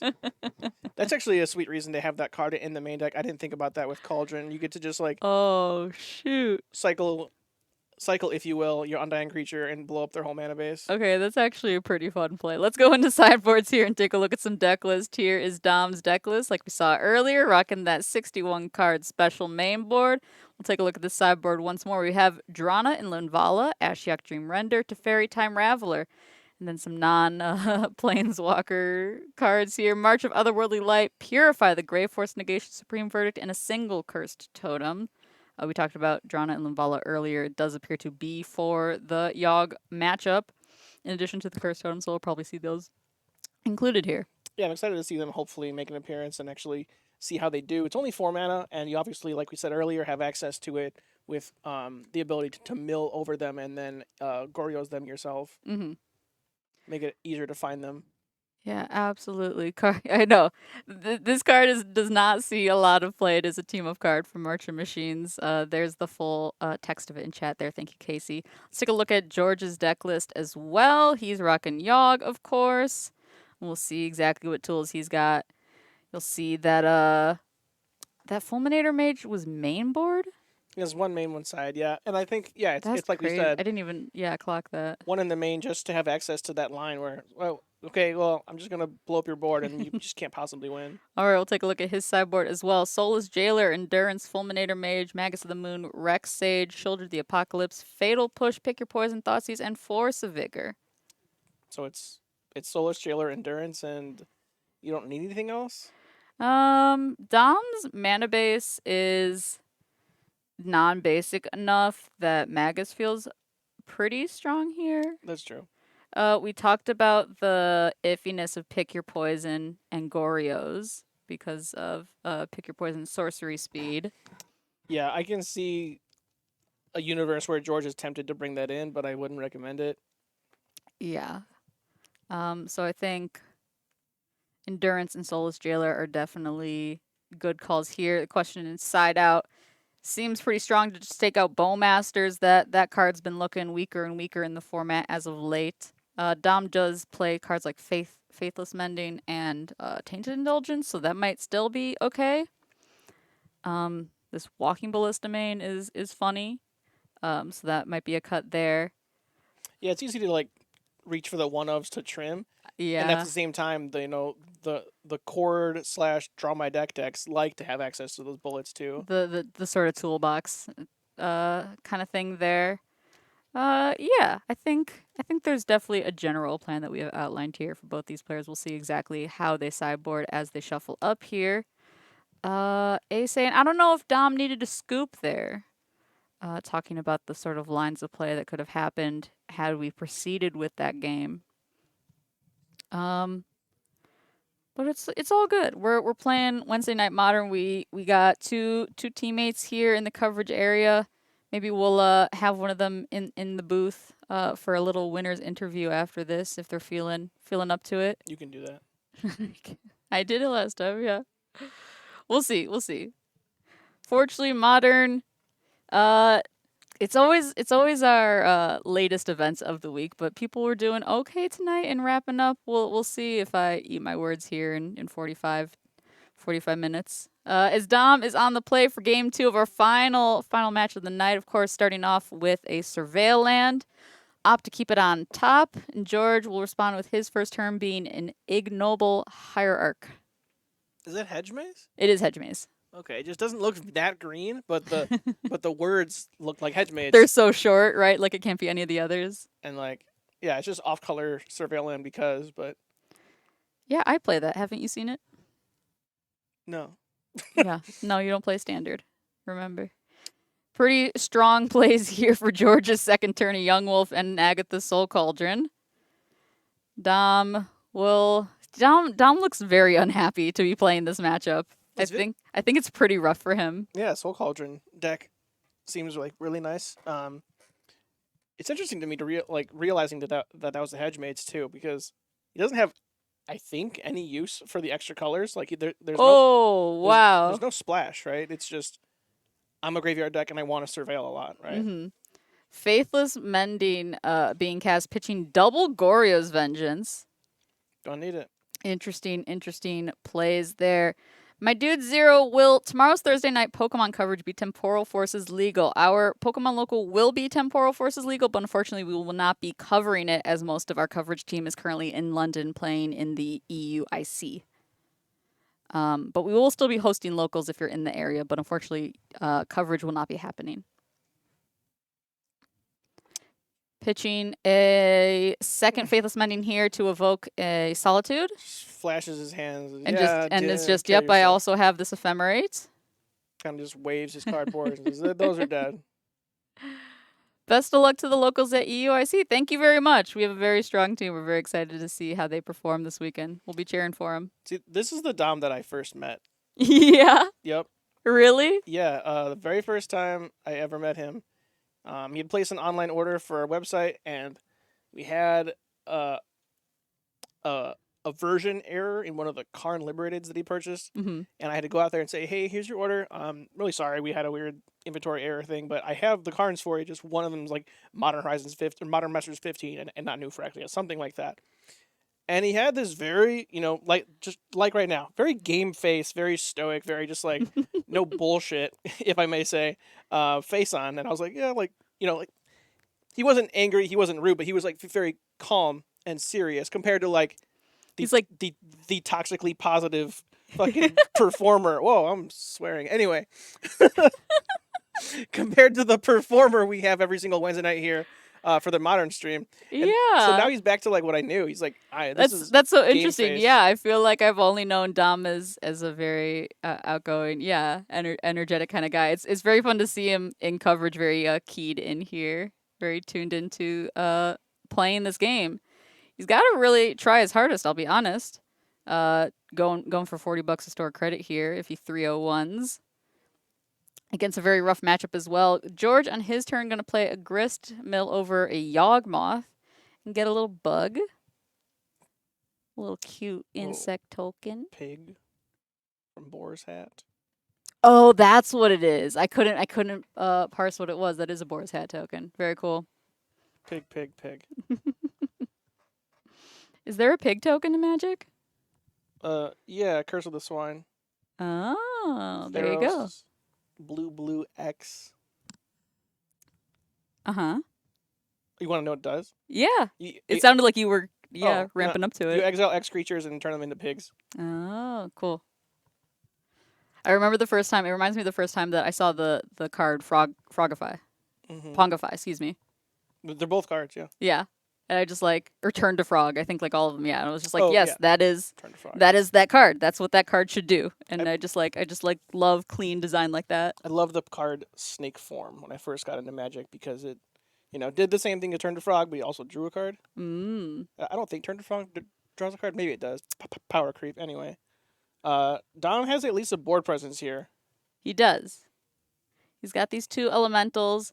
There is a Yawgmoth under the Soul's Cauldron, which is a little. It seems pretty good. This insect can do Yawg effects here.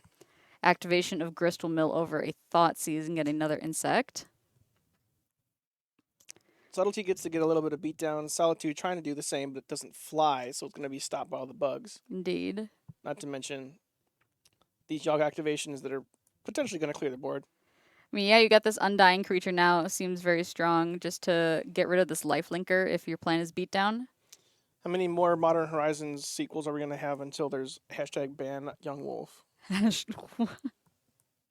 I don't think that will ever be a rallying cry. Speaking of which, I know there's a lot of dissent, and there's celebration for Modern Horizons sets, but I'm excited for the next one. I love a shakeup. I agree. I feel like at this point I'm a little unhappy with where Modern is, and I would like, yeah, just more cards to play with.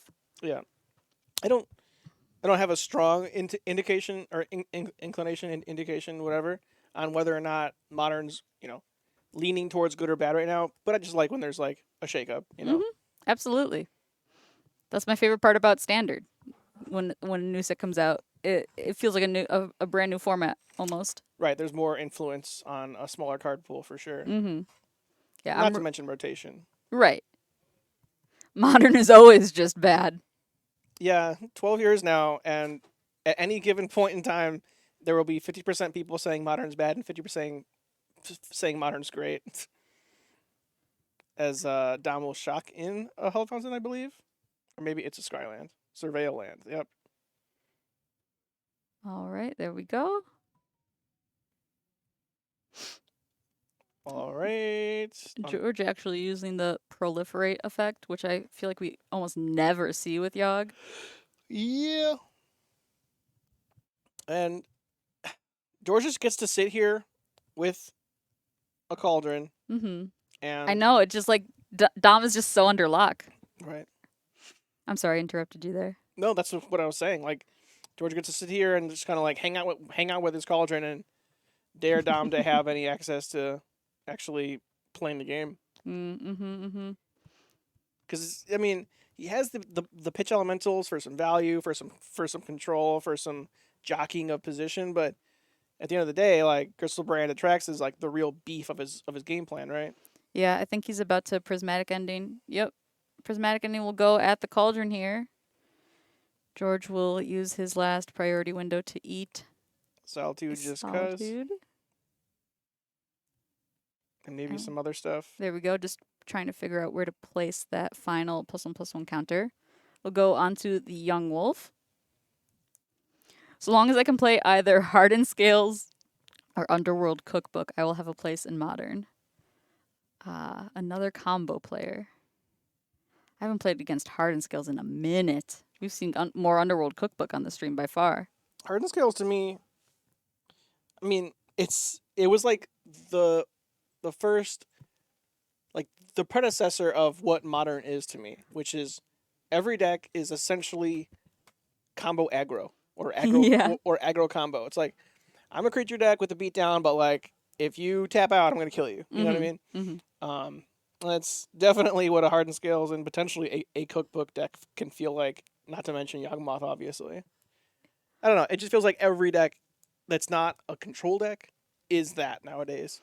Which is, I'm not complaining about, but I'm just saying it's like there like we said earlier, there's no zoo deck. Like there's so rarely just like I'm gonna play some creatures, 1 drop, 2 drop, 3 drop, and I know that's like yes boomer, yes grandpa. That's not what Magic is anymore. But I don't know. I gotta say, I love just playing threats on curve. yeah, and that's standard. That's an awesome place for it. Yeah. But man, every single deck is just I'm just a creature deck. Actually, you're dead.